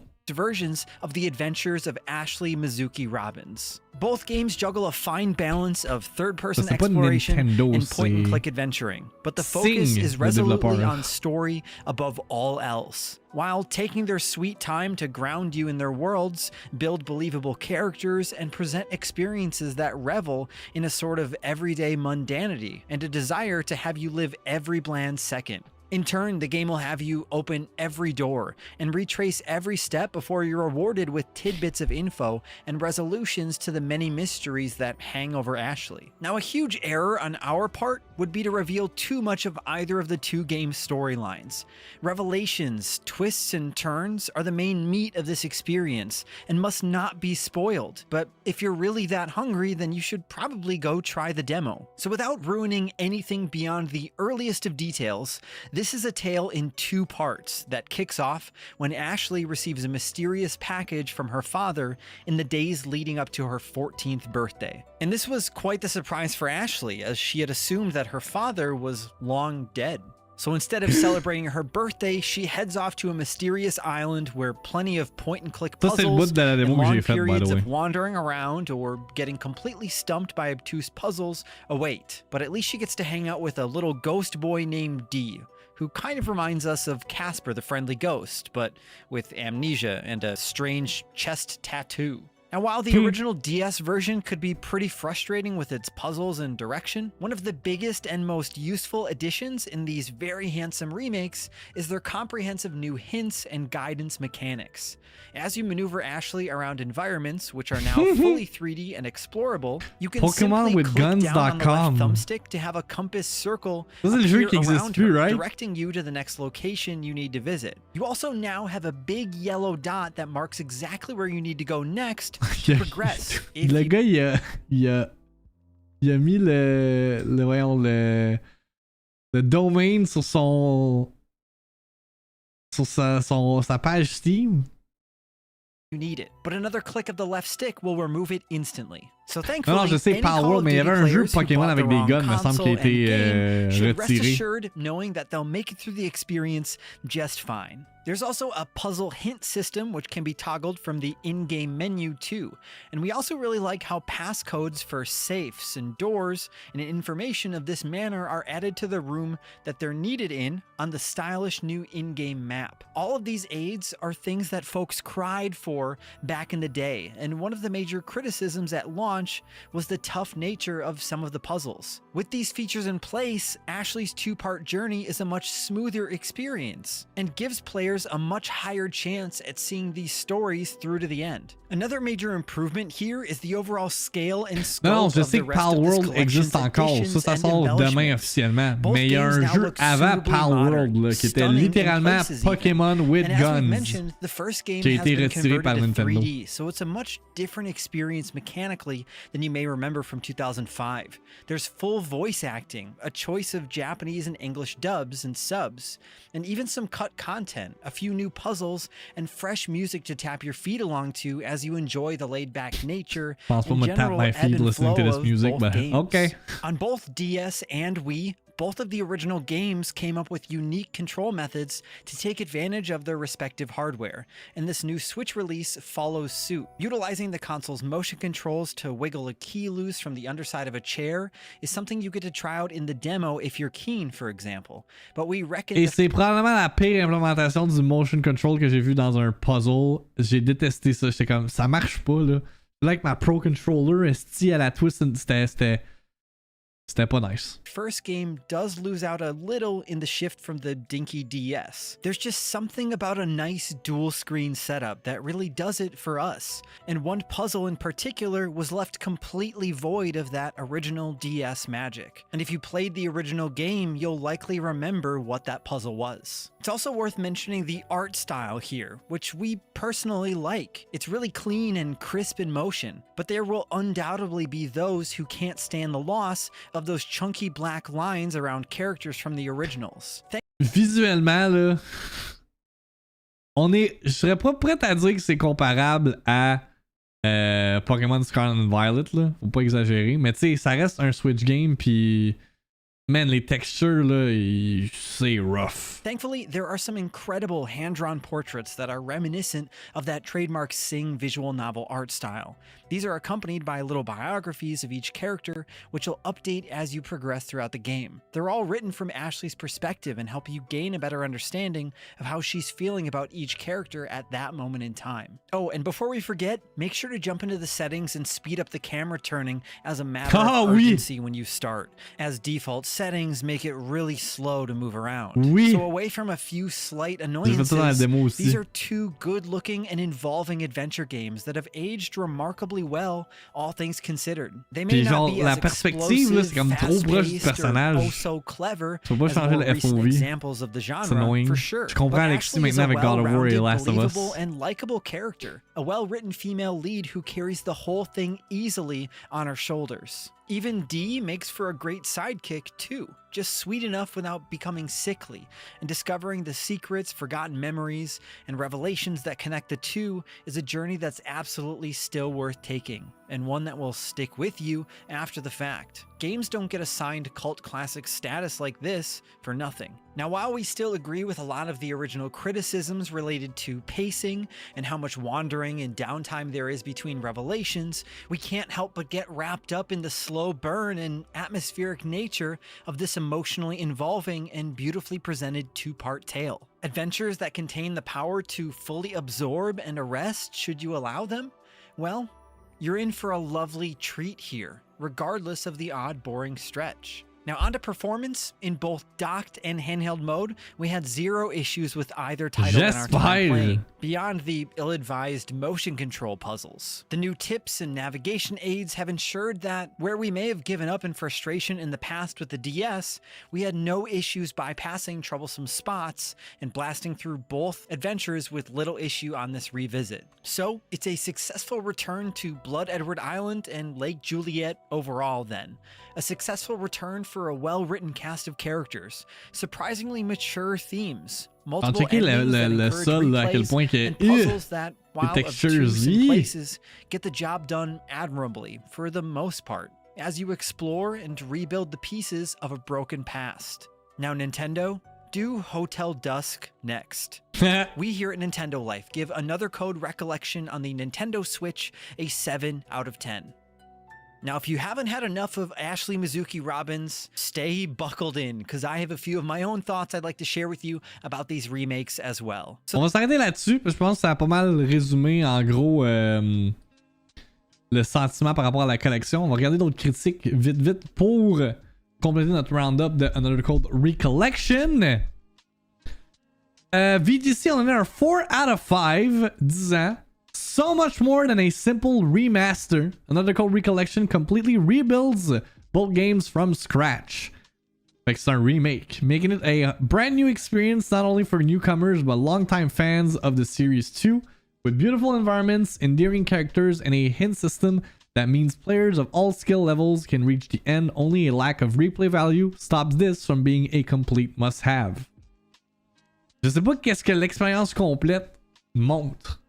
Mais encore une fois, ayant fait la démo, il n'y a rien qui m'a genre... rien qui m'a incité à comme vraiment être encouragé de check out the full game.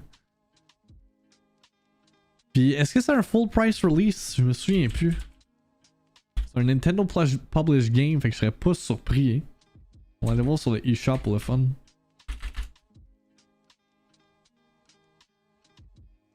$79.99. Dude, that's a lot of money. That's a lot of money. Shaq News. On va aller celle-là. Un 7 sur 10 disant between the middling voice acting undermining the story, the barely there puzzles, and the sterility of the visuals, it feels like the magic of adventure games on Nintendo's older gimmicky hardware hasn't been recaptured. But I still had a great time taking it all in. Weird, huh? That's what being a history nerd feels like. Destructoid ont aussi donné un 7 sur 10 disant despite my apathy, I still admire the earnestness on display here. Another Code Recollection exists because someone really cares for the original titles, and it shows. The 2 games that make up the collection were niche to begin with, so it takes a certain passion to completely overhaul them to make them presentable to a new audience. Honnêtement, je pense même pas que ce jeu-là va vendre plus que 1 million. Tu sais, Xenoblade, là, c'est genre Nintendo's nichiest. J'invente des mots pour le définir.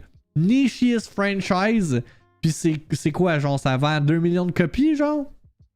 J'ai pas les chiffres devant moi, mais ça vend pas tant que ça. Ça va vendre genre, at best, 1 million. Là. Même encore là, je suis pas trop sûr. This passion shines through the production, so while Another Code Recollection didn't really do much for me, I hope that it finds an audience, whether it's newcomers to the series or fans of the old. Et merci Ninou. 18 jours en retard, mais on se souhaite bonne année à toi aussi. En passant, pour ceux qui aiment les JRPG, eShop Canada vend Chris Tales à juste 99. Les gamers avaient bien aimé cette game, 90% de rabais. Cool. Tu peux le mettre dans le Discord aussi, hein, Erilek, pour que ça reste présent dans le channel recommandations et deals.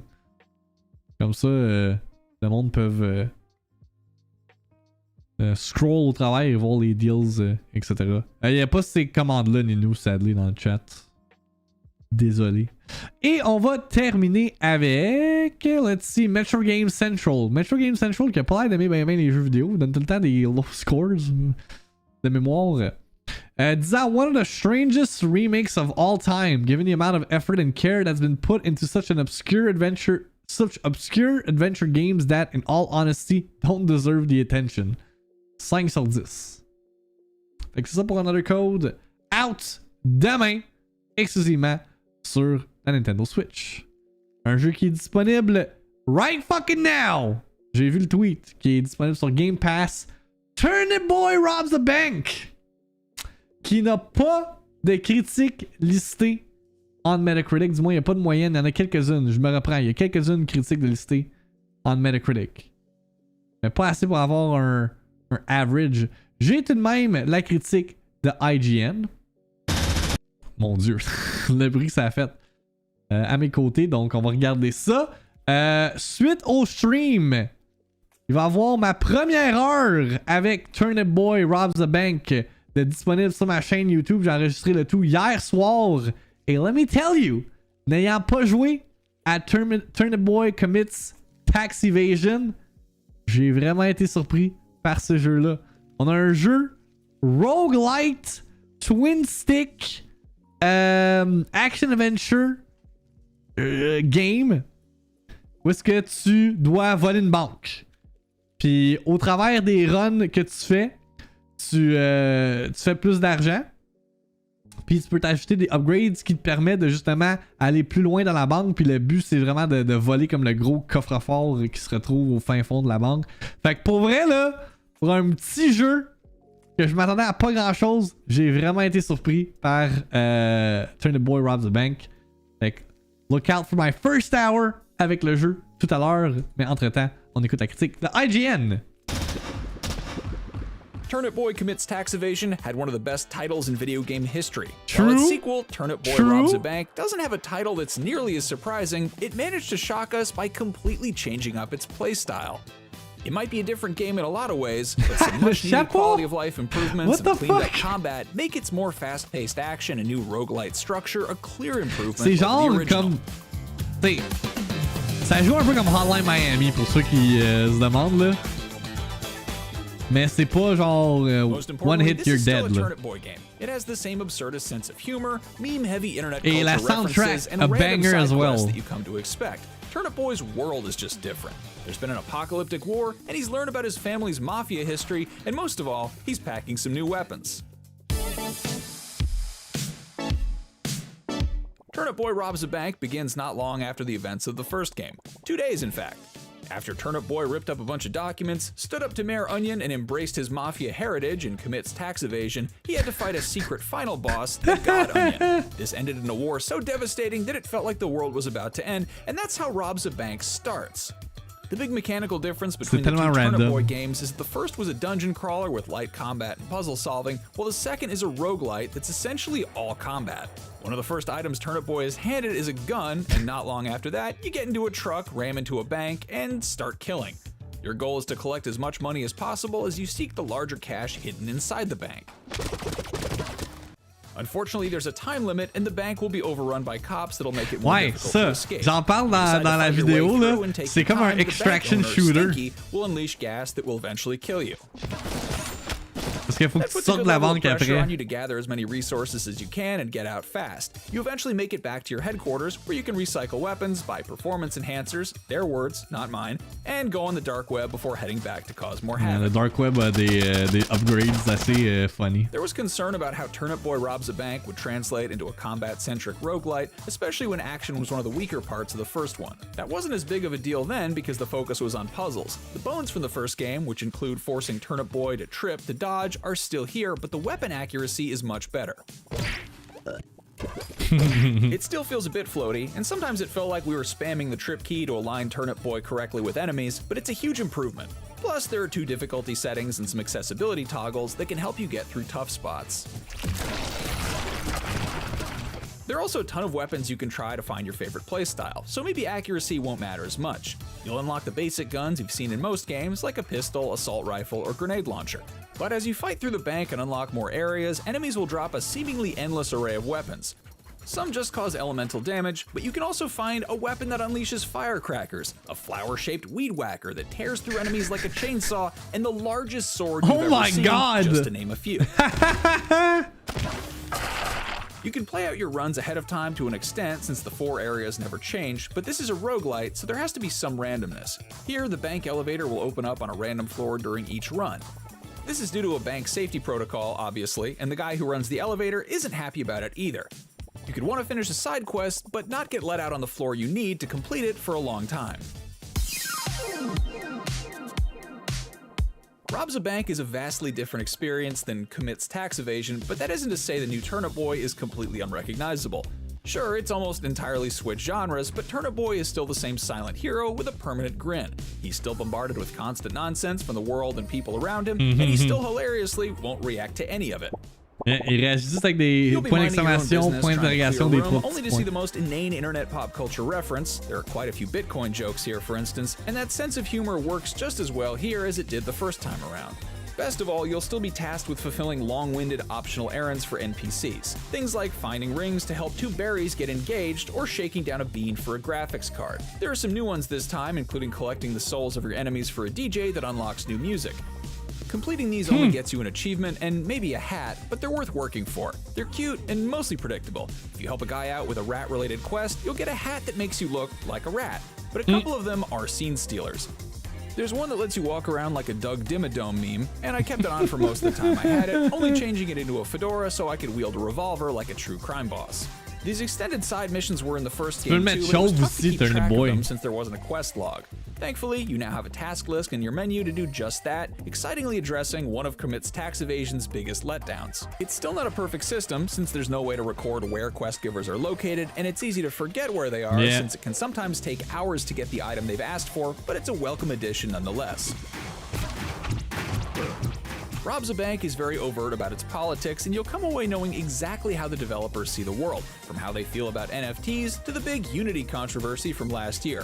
You'll also get way more lore about the Turnip Boy universe, with more details on how its world came to be and how we as humans destroyed it. That candor makes the jokes feel more personal, but it's also just fun. It always manages to surprise you. Even when a section could become frustrating or repetitive, you're pushed along just to see what it'll do next.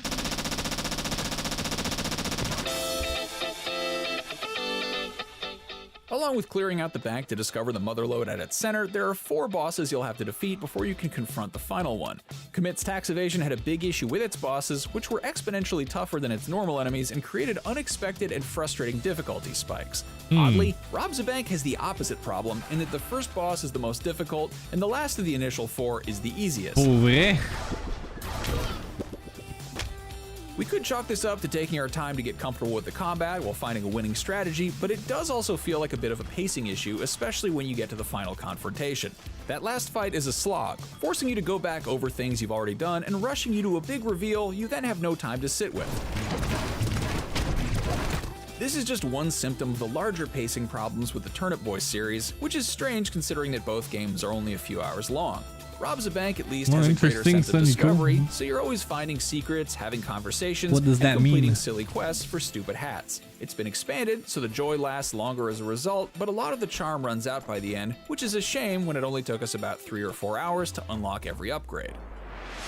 Yeah, c'est ça, je spéculais hier que quand je jouais, c'était pas un jeu qui était bien long, puis proves my point right here. It's a completely different game in many ways, from its new action-packed combat mechanics to some much-needed quality-of-life features, but this is still the same Turnip Boy you know. There are still ridiculous references and cartoonish hats, and Turnip Boy still walks around smiling like nothing is wrong. It still holds on to what made Commit's tax evasion so memorable, even if its hero has killed way more people since the last time we saw him. Guess you could say that's growth. For more game reviews, check out what we thought of Prince of Persia: The Lost Crown, and for everything gaming, you're already in the right place, IGN. Fait qu'un 8 sur 10 pour Turnip Boy Robs a Bank. Je vais lire la critique de PC Gamer parce que c'est la seule critique sur Metacritic de lister.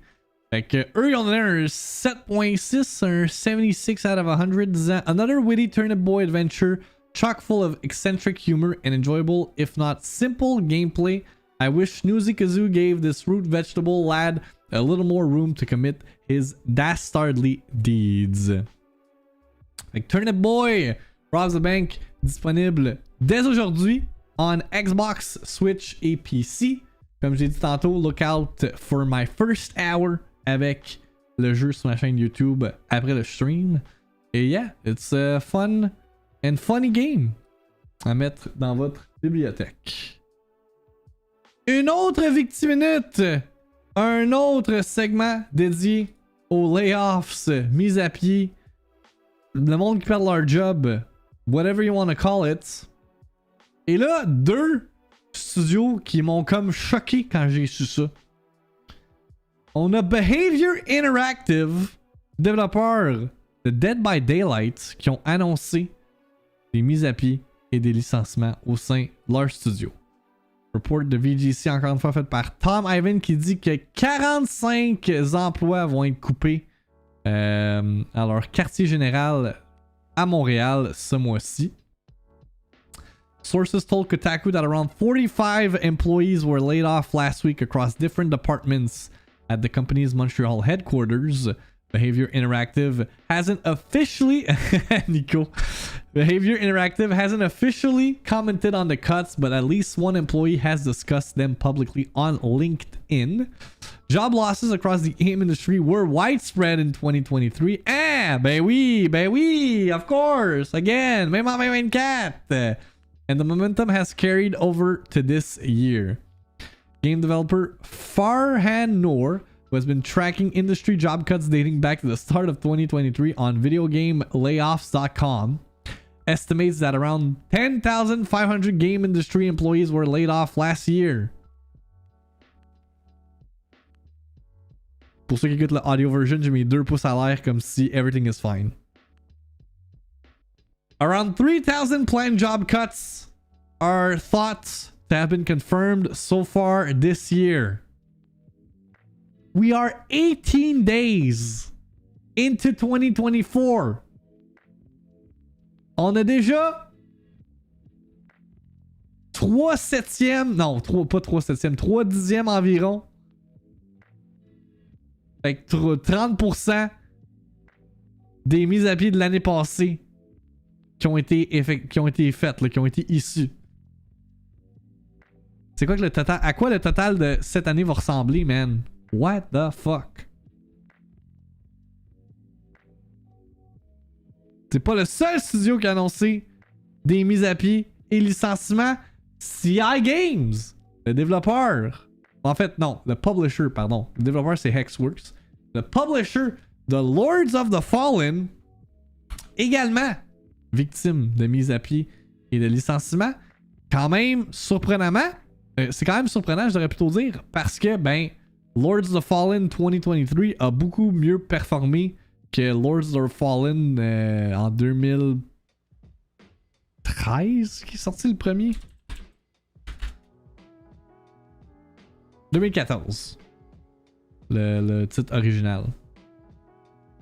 Cette fois-ci, c'est Insider Gaming qui a le report. CI Games, the Polish developer and publisher behind the Sniper Ghost Warrior series and Lords of the Fallen, faces new layoffs affecting approximately 10% of its employees. Layoffs were first reported by GameIndustry.biz, who also received a clarifying statement from CI Games' CEO Marek Tyminski. They said the layoffs are meant to preserve business strength and stability. Tyminski also added further business optimizations are being made to the organization's pipelines and processes. The layoffs were first notified after some CI Games' staff on the marketing team posted about it on LinkedIn. Based on these posts, the layoffs also seem to hit developers Hexworks and Underdog. Damn. Lords of the Fallen is a Soulsborne style action RPG and a reboot of the 2014 game, which shares the same name.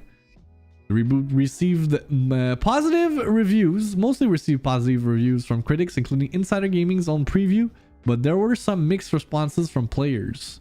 Le jeu a été capable de vendre 1 million de copies en 10 jours aussi. Si on regarde les Steam numbers, il me semble que ça a quand même pop off sur Steam, right, Lords of the Fallen?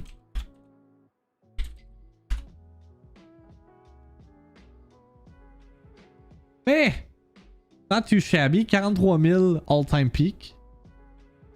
Il y a eu un petit fall-off, mais avec tous les jeux qui se terminent, c'est normal. En même temps, t'as plus besoin de beaucoup de monde chez un publisher, t'as juste besoin de quelqu'un qui pèse sur le piton publish quand le jeu est prêt. Effectivement, Spooky, c'est comme ça que ça fonctionne l'industrie des jeux vidéo. You're so smart, man! Genre, veux-tu ma job? Veux-tu animer la VIICTIIMINUTE? Single player game, toujours apprendre avec un game set. Ouais, les chiffres, c'est sûr, là. Surtout que ça fait quoi? 2 mois? 3 mois? 2 mois.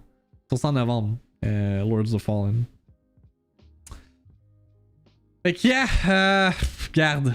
Tendance continue au sein de l'industrie. It sucks. Puis, man, ça fait juste prouver que même, tu sais, si Dead by Daylight, là, Dead by Daylight, combien leurs Steam numbers, là? Ça va être quand même assez haut, là. C'est un multiplayer game. Dead by Daylight. Hey, 32,000 in-game right now. Un jeudi 9h. 24-hour peak, 35 000. Quand même. Still need to do some layoffs. It's dying. Mais là, Alan Wake s'en vient, là. Comme personnage DLC. Wow, this is a work of art. Ben, 11h30 max. Ah, j'ai dit 9h? C'est quoi j'ai dit? Je me suis trompé d'heure. Yeah, on est 11h30 au moment où on se parle. Ça, on approche le break du dîner. Le monde va faire une petite game de Dead by Daylight. J'en connais une à Behaviour qui a perdu sa job. Ah ouais, Alex? Send her my regards. Il est 17h30 en France. Yeah, Alan Wake is going to save the game. Ben oui. Le jeu est stock à 30 000, 35 000 sans que le monde buy shit. Mais en même temps, c'est pas un free-to-play game, ça. Dead by Daylight. Un des rares live services qui est encore payant, right? Fait que leur argent est quand même fait d'une autre façon. Anyway, layoffs suck en espérant que les gens sont capables de se remettre sur pied. C'est ça, j'étais écœuré. New Year, same fucking layoffs. We gotta fix it. Il faut faire quelque chose. Ça aide pas si c'est 35 000, c'est toujours les mêmes. Ah, c'est sûr, mais il y a quand même une communauté dédiée à ça, là. Fait que... c'est dans ma cette emote-là, le Lucid Slice. Alright, on a un update concernant une story qu'on a parlé plus tôt cette semaine. la fameuse poursuite légale là, entre Rockstar et Remedy à cause de Remedy qui avait changé le logo de la compagnie, right? Stephen Totello qui a une mise à jour à apporter à tout ça. Venant d'un rap de Remedy qui dit There is nothing to see here. This was a discussion between our teams that was resolved entirely and amicably late last year. The legal filing was simply an initial formality, and Remedy and Take-Two continue to work together in partnership. Donc, encore une fois, c'est une instance de ben moi j'en ai été victime parce que ben toutes les big news outlets en parlaient. Mais effectivement, blown out of proportion cette histoire-là. Là. OK? Genre, il y a nothing to see here. Tout a été réglé. On passe au prochain. Et comme j'avais dit plus tôt cette semaine, là, genre, c'est complètement stupide parce que Remedy et Rockstar en ce moment, ils travaillent en partenariat pour les remakes de Max Payne. Fait comme, pourquoi Rockstar ait poursuivi une compagnie avec qui ils collaborent? It was just weird. Fait que ça, c'est réglé à ce niveau-là. Là. No need to try and find the drama, là, le beef au travers de tout ça. Là, Nico, il a linké ça dans le chat tout à l'heure. Là. Un post de Rockstar Support qui dit Support for Rockstar editor and save clips or projects on PlayStation 4 and Xbox One is ending February 20th, 2024. More info here. C'est quoi ça, le Rockstar editor? C'est genre un truc où tu peux avoir comme des clips and shit. What does this mean for any Rockstar editor clips and projects created on PS4 and Xbox One? All clips or projects will be deleted on February 20th when the Rockstar editor is removed from these platforms. I guess il est disponible sur PlayStation 5 and Xbox Series. Fait que si là en 2024 vous êtes encore un peasant, ok? Un loser qui game sur PS4 et Xbox One là, vous méritez rien, ok? Vous méritez ce genre de traitement là. De voir des... Je niaise, ok? Not being serious. Mais vous devriez update vos plateformes là, définitivement. Clipped. C'est correct. J'aime ça générer de la controverse. I live for this shit. Non, mais tu sais, en même temps, je suis pas surpris qu'il enlève ces fonctionnalités-là. Là, comme... Fait 4 ans que là, la nouvelle... Ben, ça va faire 4 ans cette année que la nouvelle génération est initiée. Fait qu'on est environ à la mi-génération. C'est le temps de délaisser les vieilles consoles. Là. Je le dis, ça fait des années que je le dis, mais là, c'est le temps de délaisser les vieilles consoles. Là. Je repensais à ça out of nowhere là. Vas-y. En passant, l'editor a des trophées sur PS4. Time to 100% d'ici là. Ah ouais. Ça veut dire que une fois que ça c'est retiré, t'as plus accès. Tu peux plus avoir le platinum. C'était-tu toi dans les premiers de Twitch qui sait à faire des tier lists controversés? Je pense. Parce que le concept de la tier list genre existe depuis fucking longtemps là, mais de faire genre hey je classe différents streamers, peut-être j'en ai fait une, mais tu sais s'il y en a qui en ont fait d'autres avant, j'ai aucune idée là.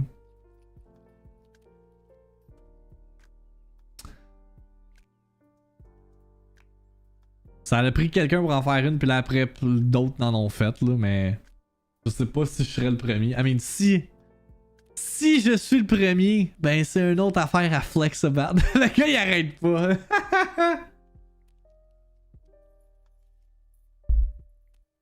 Mais non, j'ai dépassé cette ère-là. Je me tiens loin de tout ça. Là. Comme, I just want to cover games, puis talk about it, puis that's it. Là. Pas besoin de dépenser de l'énergie des affaires qui don't matter in the end. Si on reste dans l'autre nouvelle concernant l'industrie, les cofondateurs de Rocksteady, Sefton Hill et Jamie Walker, ont mis en place leur nouveau studio intitulé 100 Star Games.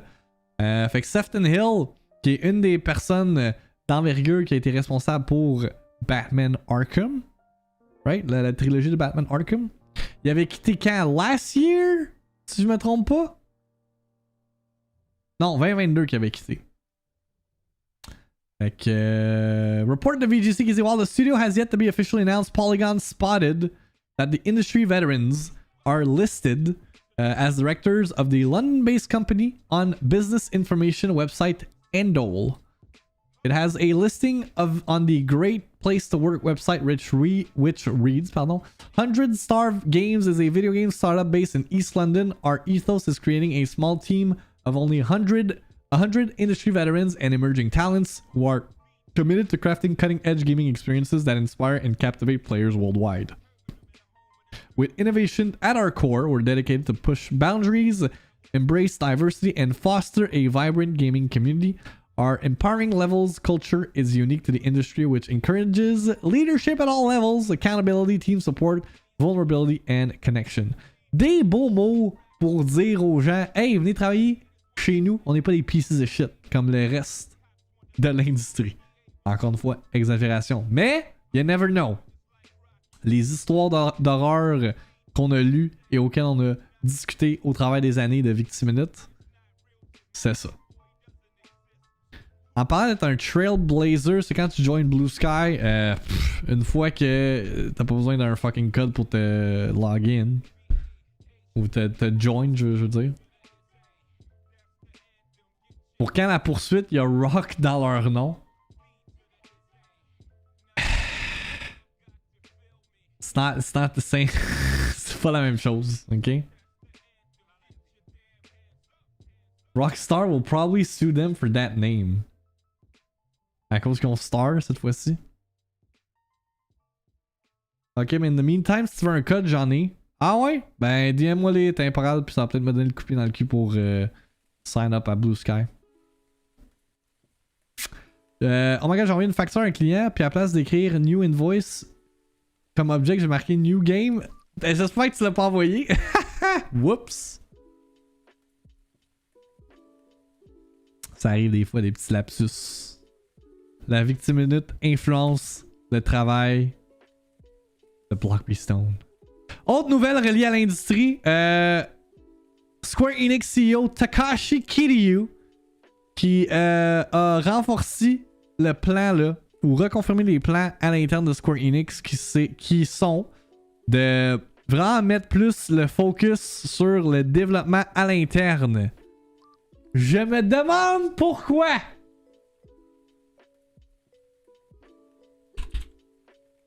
Attendez, faut que je vous ramène un deep cut.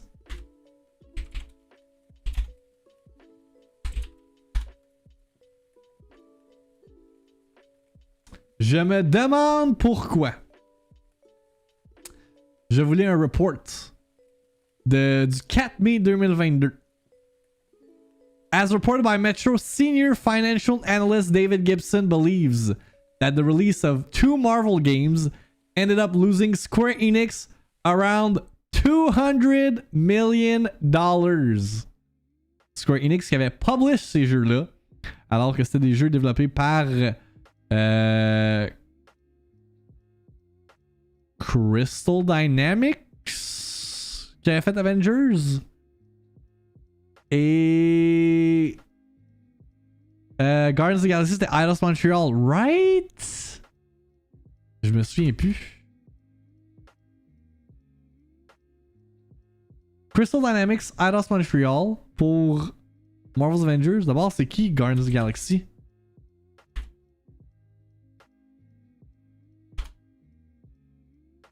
Eidos Montreal, ok, j'étais pas dans le champ, j'étais proche. Fait que je suis pas surpris que CEO de Square Enix il est en mode ouais, on va peut-être pas autant focus sur des titres externes, right? Slim down game lineup development and refocus bigger games. Donc, get ready to see a lot more JRPGs, Final Fantasy type games, parce que c'est ce qui fonctionne pour Square Enix. C'est ce qui fonctionne pour Square Enix. Je vous ferai pas le breakdown de leur results briefing. But yeah, fallait que je vous rappelle que Marvel's Avengers a généré une grosse perte pour Square Enix à sa sortie en 2021. C'est quand qu'il est sorti Marvel's Avengers? En 2020. Il est sorti le 14 août 2020, la date de ma fête. Damn. Ça fait un bout. Et là, ce jeu-là est plus supporté. Ils ont mis fin au support pour Marvel's Avengers. Ensuite de ça, WWE 2K24 s'en vient, les amis. Les social channels de WWE Games ont déjà commencé leur cycle de marketing pour l'annonce et la promo du prochain jeu de lutte. Donc le reveal va avoir lieu next week, le 22 janvier 2024. Il y a du monde qui spécule que ça va être Cody Rhodes sur le cover de WWE 2K24 parce que c'est une des têtes d'affiche pour la WWE. Il me semble qu'il n'a pas été mis en vedette sur un cover d'un jeu de WWE. C'était qui celui de l'année passée? C'était-tu John Cena? Yeah, c'était John Cena parce qu'il y avait toute son histoire ou les missions qui étaient basées sur des moments percutants de la carrière de John Cena. Fait que we'll hear more about that lundi prochain.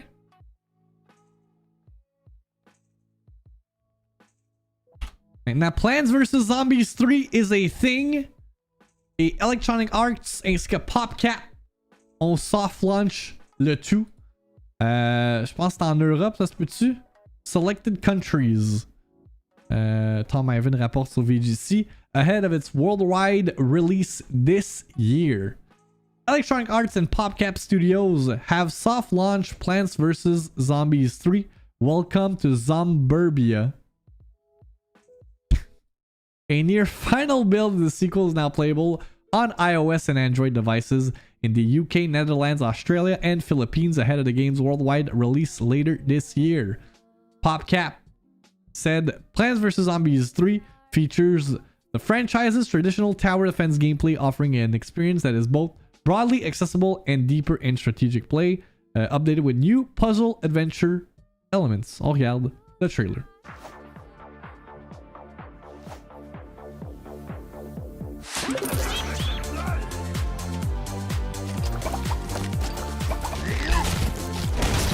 Jamais compris le craze avec Plants vs. Zombies. Quoique j'ai jamais vraiment donné du temps à Plants vs. Zombies non plus.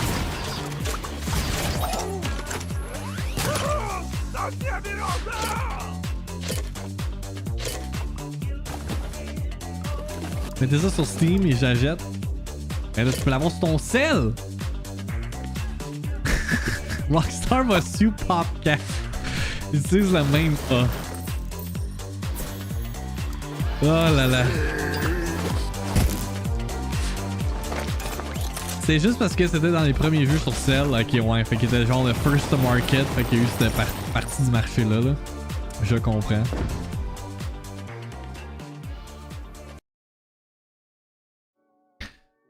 PopCap, c'est-tu le développeur de Peggle?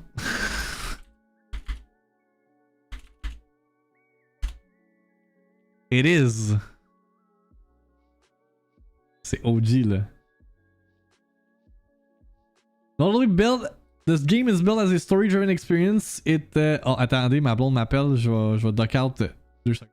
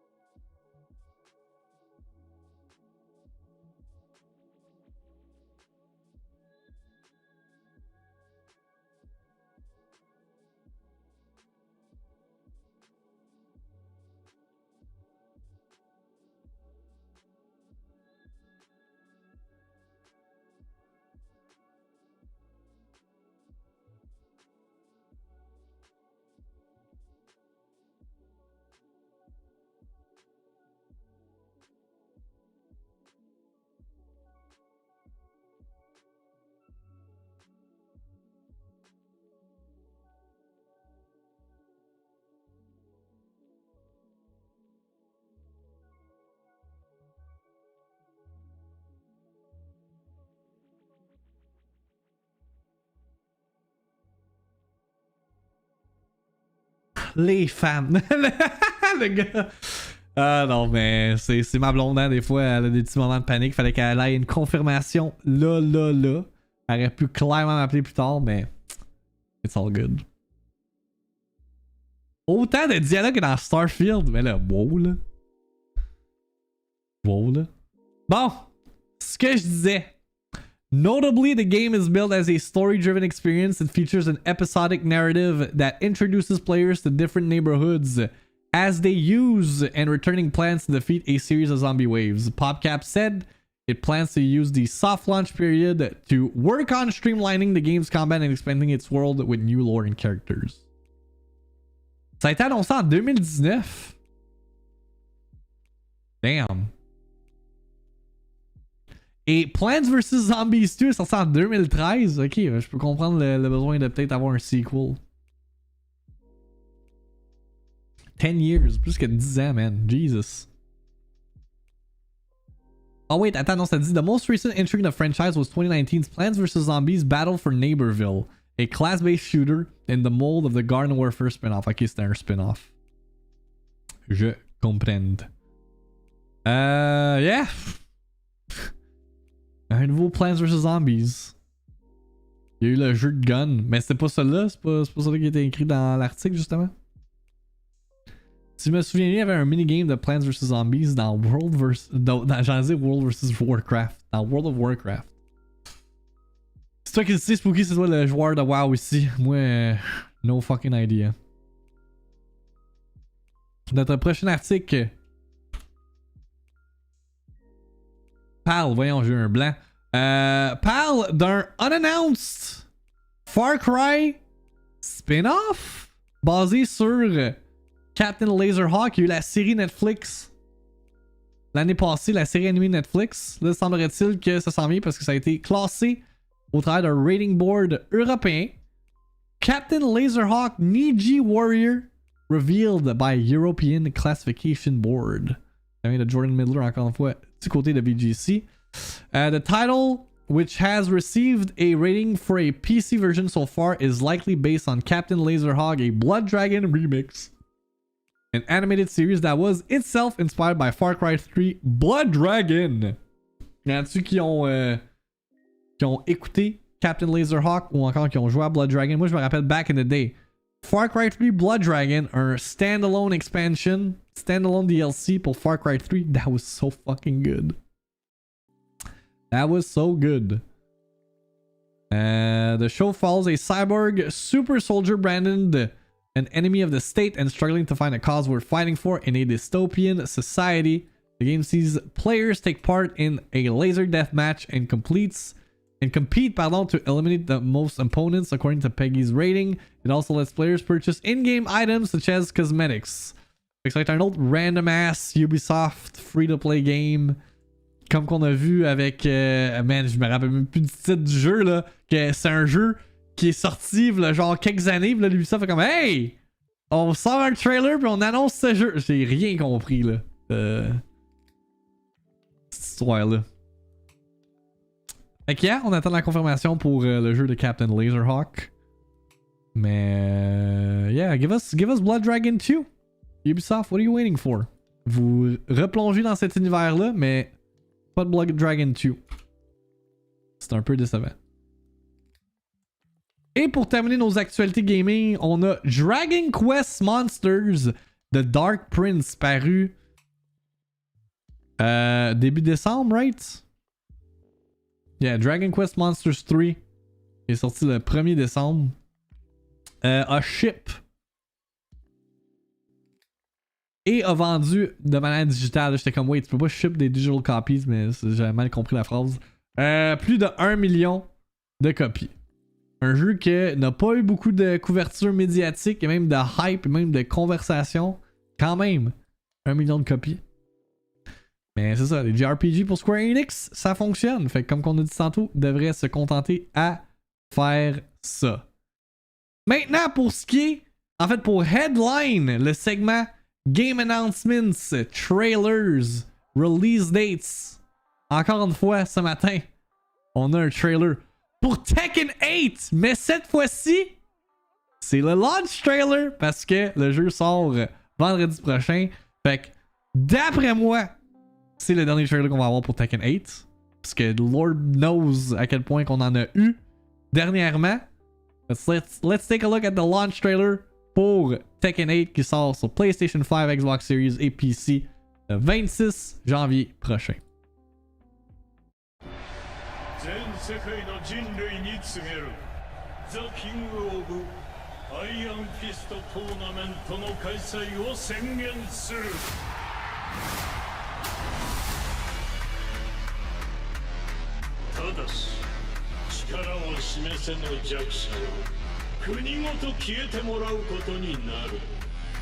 We must seek Jin Kazama.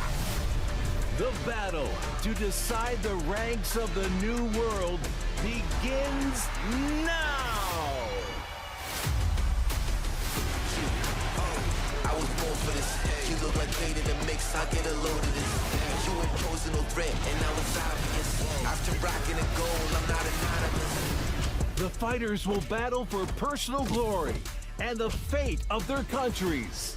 J'espère ton pays explose. C'est ça les enjeux dans Tekken.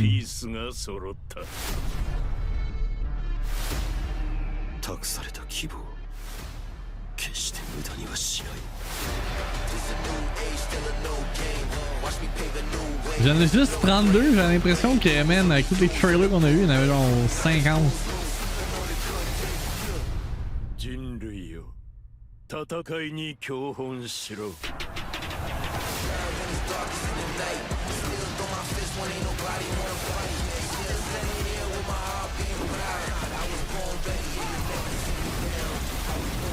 Holy shit! Le best Tekken que j'ai joué, c'est Pokken Tournament. Man, ça c'est quasiment une insulte à la franchise de Tekken. Ce que tu viens d'écrire, Spooky.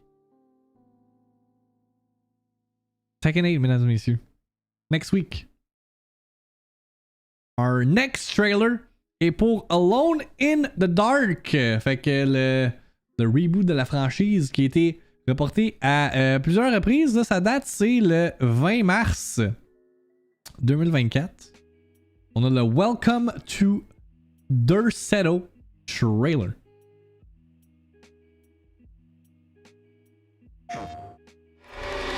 Je m'en fous, c'est vrai. Have you found anything strange going on here?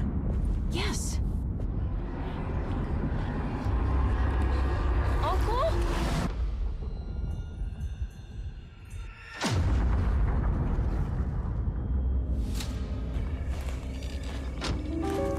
Did you bring a gun? Yeah. You think it'll actually come to that? Welcome to Dursetto, Detective. Now what can I do for you? Oui, on aurait dit Michael Shannon vite de même. I can't figure out why. I mean something you can't explain. Paranormal. On voit que c'est un double A type game, right? Avec les animations faciales. I can't do this alone. C'est très... on dirait que c'est pas assez animé, genre. Emily's here. Oui, c'est David Harbour. David Harbour, pardon, mais oui, c'est Harbour. You are not crazy.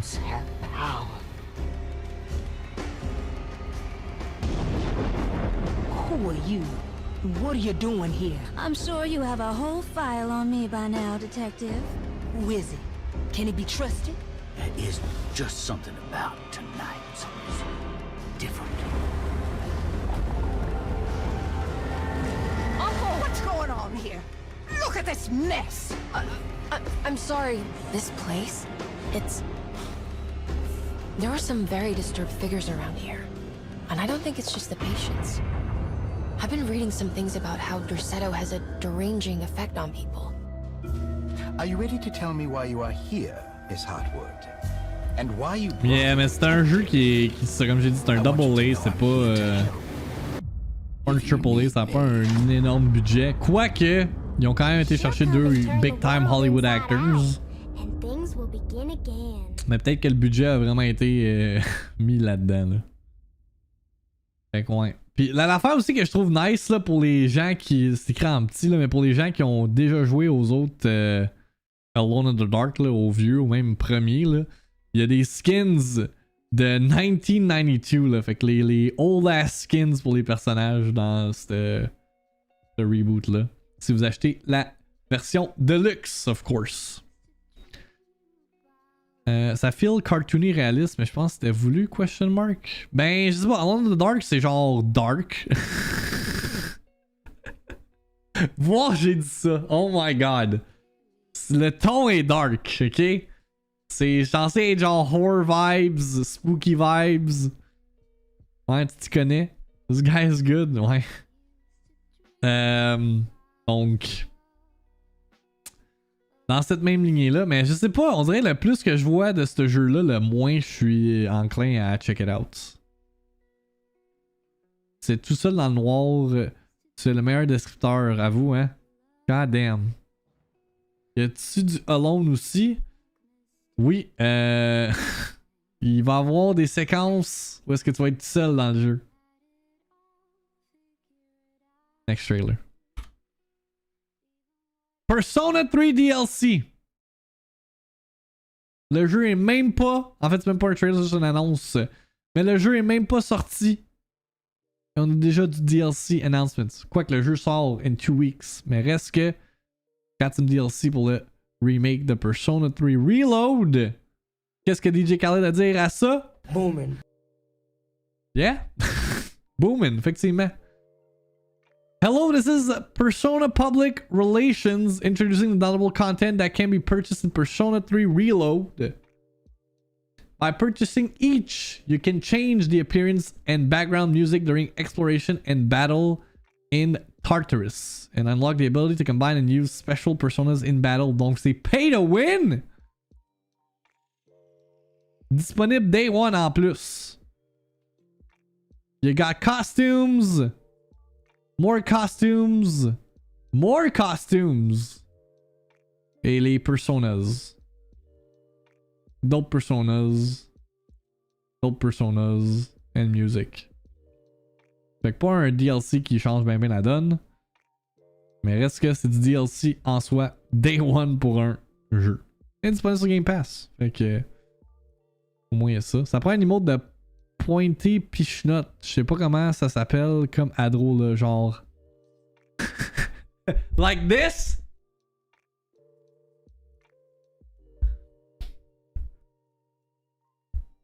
Ah, dans ce style. Ben, je pourrais en faire peut-être une emote animée là. Ça pourrait être. Ça pourrait être quelque chose. On s'en reparle. On s'en reparle. Ensuite. What we have? Un autre jeu mobile venant de la team qui a fait Fallout Shelter, The Elder Scrolls Castle.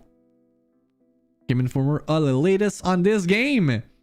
Bethesda has announced The Elder Scrolls Castle, a new mobile experience from the team behind Fallout Shelter. Like Fallout Shelter, Castles is a management sim with Bethesda stating in an ex-post that you'll build your own dynasty where every day in our world is a year in the game's world. Citizens are born, they die, rulers change, and can be betrayed. Players control their own castle over multiple generations of rulers, families, and subjects. Decision-making dictates how well your kingdom operates and how content your subjects are. Unhappy citizens may plot to overthrow you. Ooh.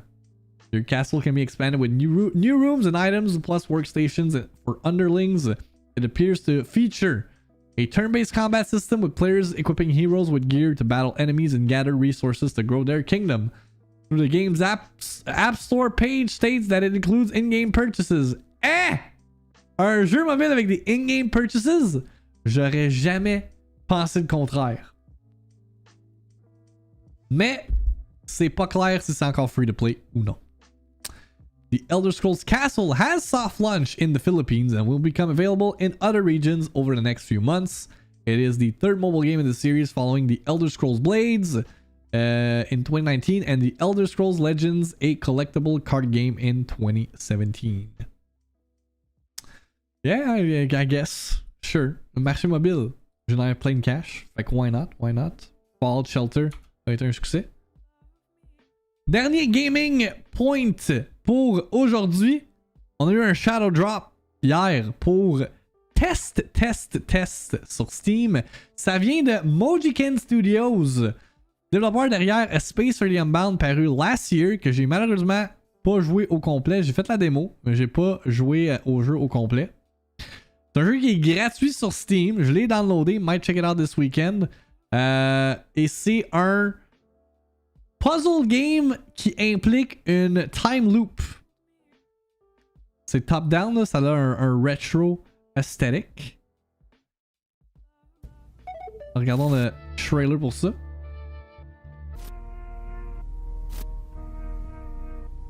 Space for the Unbound qui a reçu beaucoup de nominations au sein des divers award shows.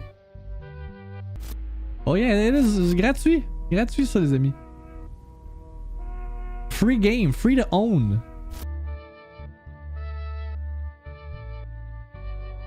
A deterministic adventure game available now.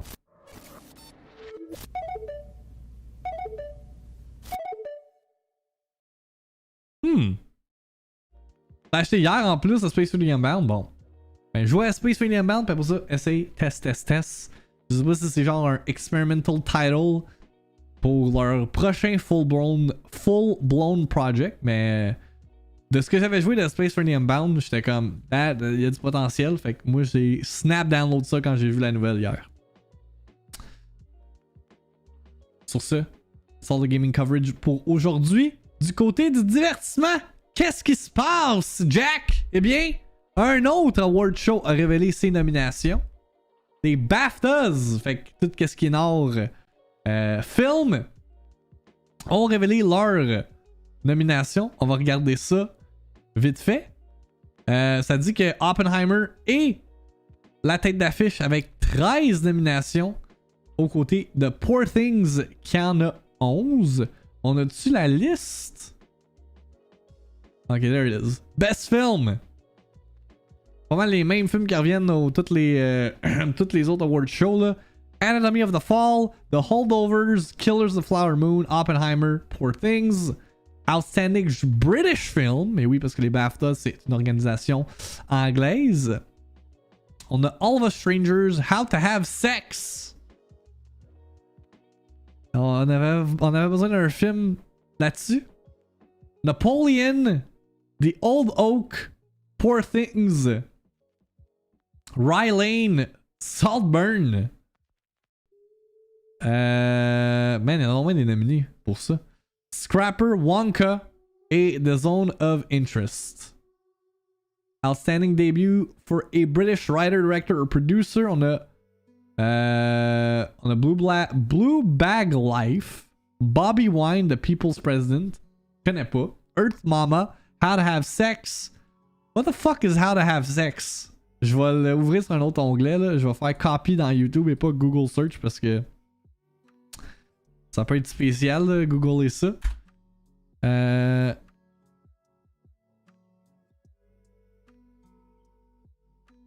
cinemas now. Le trailer est sorti il y a 3 mois. Oublie pas de mettre movie, oui.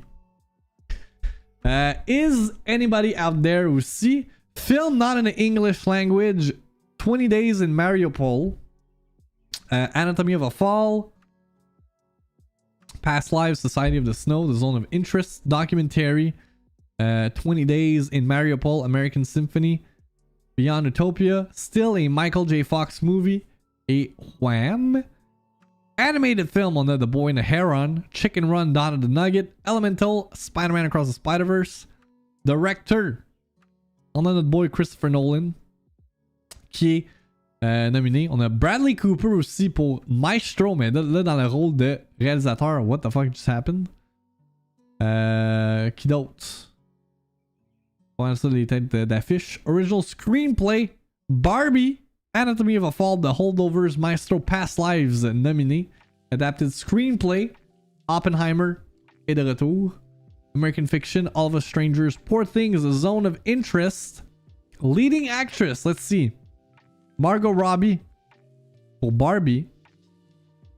Emma Stone pour Poor Things. C'est elle qui a gagné pas mal tous les autres awards reliés à ça. Fait que d'après moi, elle va gagner à ce niveau-là. The leading actor. We got Bradley Cooper. We got Paul Giamatti. We got Barry Keoghan. We got Cillian Murphy. Cillian qui a gagné pour Oppenheimer. Risque de gagner as well. Supporting actress. We got Emily Blunt. Rosamund Pike. Et ouais, c'est qui avait gagné cette catégorie-là habituellement? C'est-tu Emily Blunt? Je me souviens pas. It's up in the air. Je sais pas celle-là. Supporting actor. Robert De Niro. Robert Downey Jr. Jacob Elordi. Ryan Gosling. Paul Mescal. RDG a gagné pour Oppenheimer. Il risque de gagner aussi. I mean, have you seen his performance dans Oppenheimer? Some good shit. Casting, on a... Wait. Pour le casting, Oppenheimer n'est même pas listé. You got half of Hollywood in it. On a All of Us Strangers, Anatomy of a Fall, The Holdovers, How to Have Sex, et Killers of the Flower Moon. Cinematography, Killers of the Flower Moon, Maestro, Oppenheimer, Poor Things, et The Zone of Interest. Editing, Anatomy of a Fall, Killers of the Flower Moon, Oppenheimer, Poor Things, et The Zone of Interest. Ils se sont dit that's cheating. Ouais, peut-être c'était too much, je sais pas.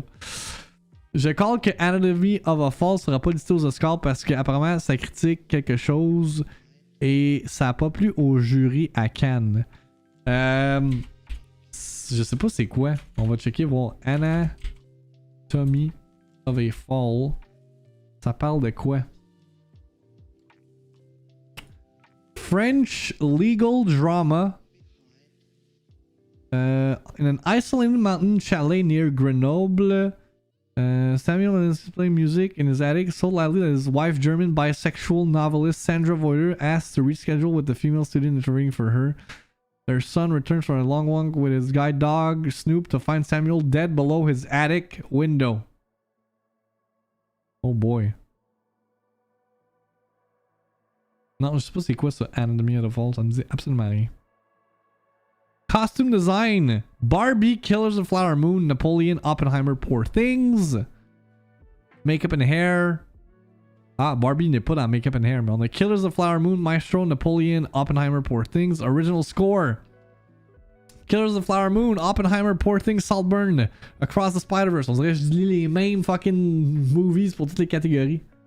Production design, Barbie, Killers of the Flower Moon, Oppenheimer, Poor Things, The Zone of Interest. Sound, we got Ferrari, because it goes vroom vroom. Maestro, because it's all about the music. Mission Impossible, Dead Reckoning, Part 1. Oppenheimer, Zone of Interest. Special Visual Effects, The Creator. Ooh. Guardians of the Galaxy Volume 3, Mission Impossible, Dead Reckoning. Napoleon, A Poor Things. British Short Animation. No fucking clue what this is. On a Crab Day. Visible Mendings, Wild Summon.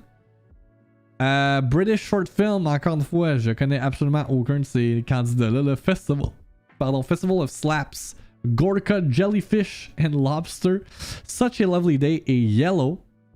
A EE Rising Star Award, voted by the public. On a Phoebe Dynevor. Ayo Edeberry. Jacob Elordi, Mia McKenna Bruce et Sophie Watt. Ça ressemble à ça, les nominations des BAFTA Awards 2024 qui vont avoir lieu.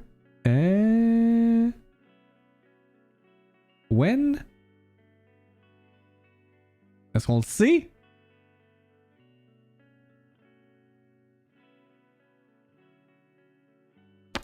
Will be unveiled February 18 at London's Royal Festival Hall. There you go. Le pire, c'est qu'il a gagné des gros prix aux Emmys. Anne-Marie voyons, hostie. La misère va prendre gorgée d'eau. Anatomy of the Fall. Mais c'est ça, comme j'ai dit quand on couvrait toutes les awards, c'est... Souvent, c'est les mêmes gagnants qui reviennent à toutes ces award shows-là. Là. Fait que... Yeah. Next story. Gladiator 2 a terminé son tournage. Fait que film mettant en vedette Pedro Pascal, Paul Mescal, Joseph Quinn, May Calamawy, Connie Nielsen et Denzel Washington a terminé son tournage. Le film sort le 22 novembre et que de mieux, quoi de mieux en fait, que d'un bon cigar, un Victory Cigar pour célébrer la fin d'un tournage. On a Paul Mescal et Ridley Scott qui célèbrent le tout avec des Victory Cigars. Ben hâte de voir la suite de Gladiator, un cult classique qui revient quoi, 20 years later? It's gonna be something. On a des informations concernant le runtime de Madame Web pour ceux qui sont actually intéressés à aller voir ça au cinéma. Si c'est le cas, posez-vous des questions, because that movie looks so bad. 1h56 de misère. Le plus long pour le Sony Universe Marvel Comics or something, là, les films de Spider-Man dans le Sony Universe. Ok, à presque 2 heures of this thing right here. Madame Web. Madame Web est un caractère intéressant sur papier. Un character intéressant, tu veux dire? J'ai vu le trailer puis m'attendre de l'avoir en streaming. Y'en a-tu qui ont vu le weird promo avec la lead actress Dakota Johnson? Faut que je vous montre ça. C'est tellement bizarre. Where is it?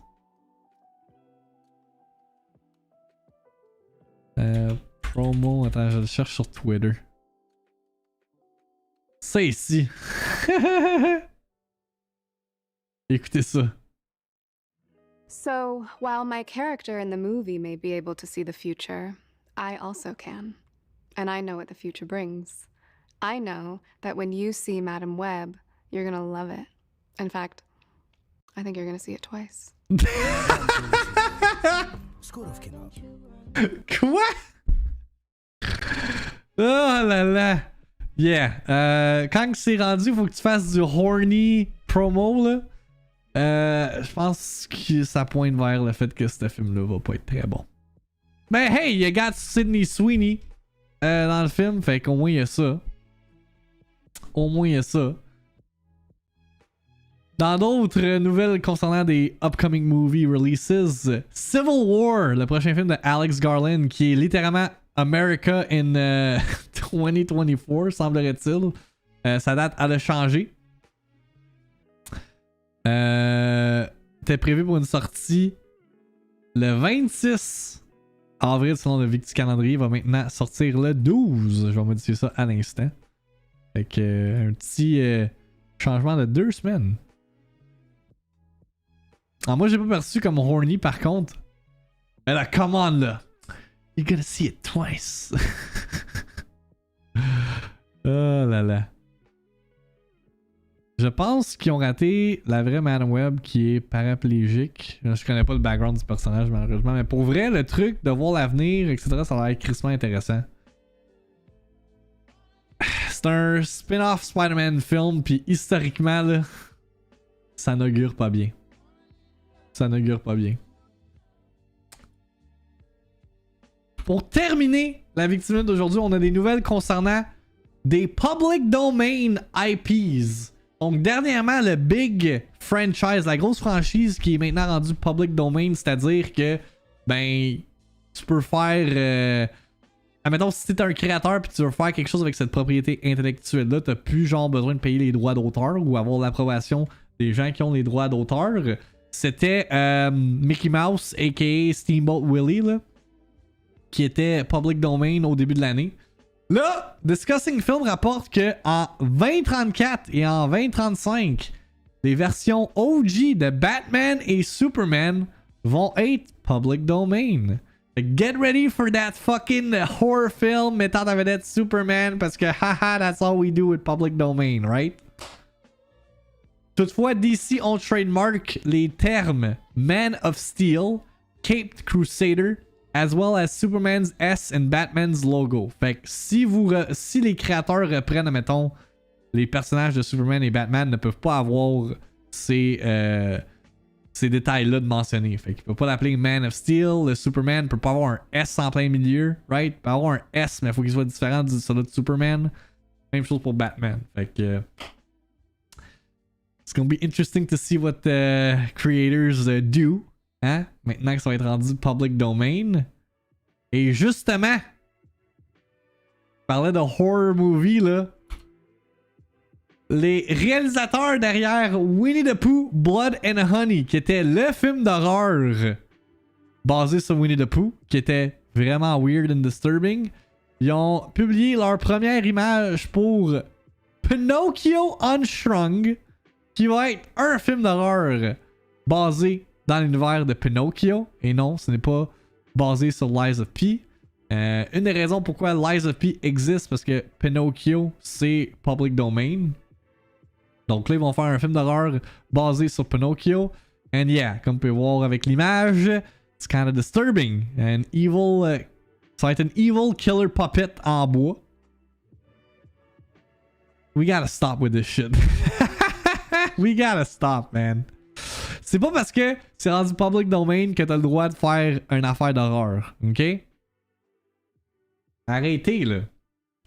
reportthebloodydisgusting.com qui dit From the filmmakers behind Winnie the Pooh, Blood and Honey, and its in the works sequel, and the upcoming Bambi the Reckoning and Peter Pan Neverland Nightmare. Wait, there's more? Comes the latest movie in the twisted public domain horror universe, Pinocchio Unstrung. Jagged Edge Productions has provided Bloody Disgusting with an exclusive first look tease at Pinocchio Unstrung this afternoon, seen above along with the title treatment below. What you see up above is actually your first look at a drawing that will be featured in the credits of Winnie the Pooh, Blood and Honey 2, teasing out the expansion of this universe. The producer tells Bloody Disgusting, unannounced characters from the universe will be revealed in sketch drawings in the closing credits of Pooh 2, so keep an eye out. Et sur ça, les amis, c'est ce qui complète une autre VIICTIIMINUTE pour 2024. Et ça va être la dernière VIICTIIMINUTE de la semaine parce que demain, we do be gaming. On a Prince of Persia à check-out. On risque de faire une run de No Return dans The Last of Us Part 2 Remastered. Faut que je achète le $10 upgrade justement. Excusez, le $15 canadien upgrade pour être prêt pour le stream de demain.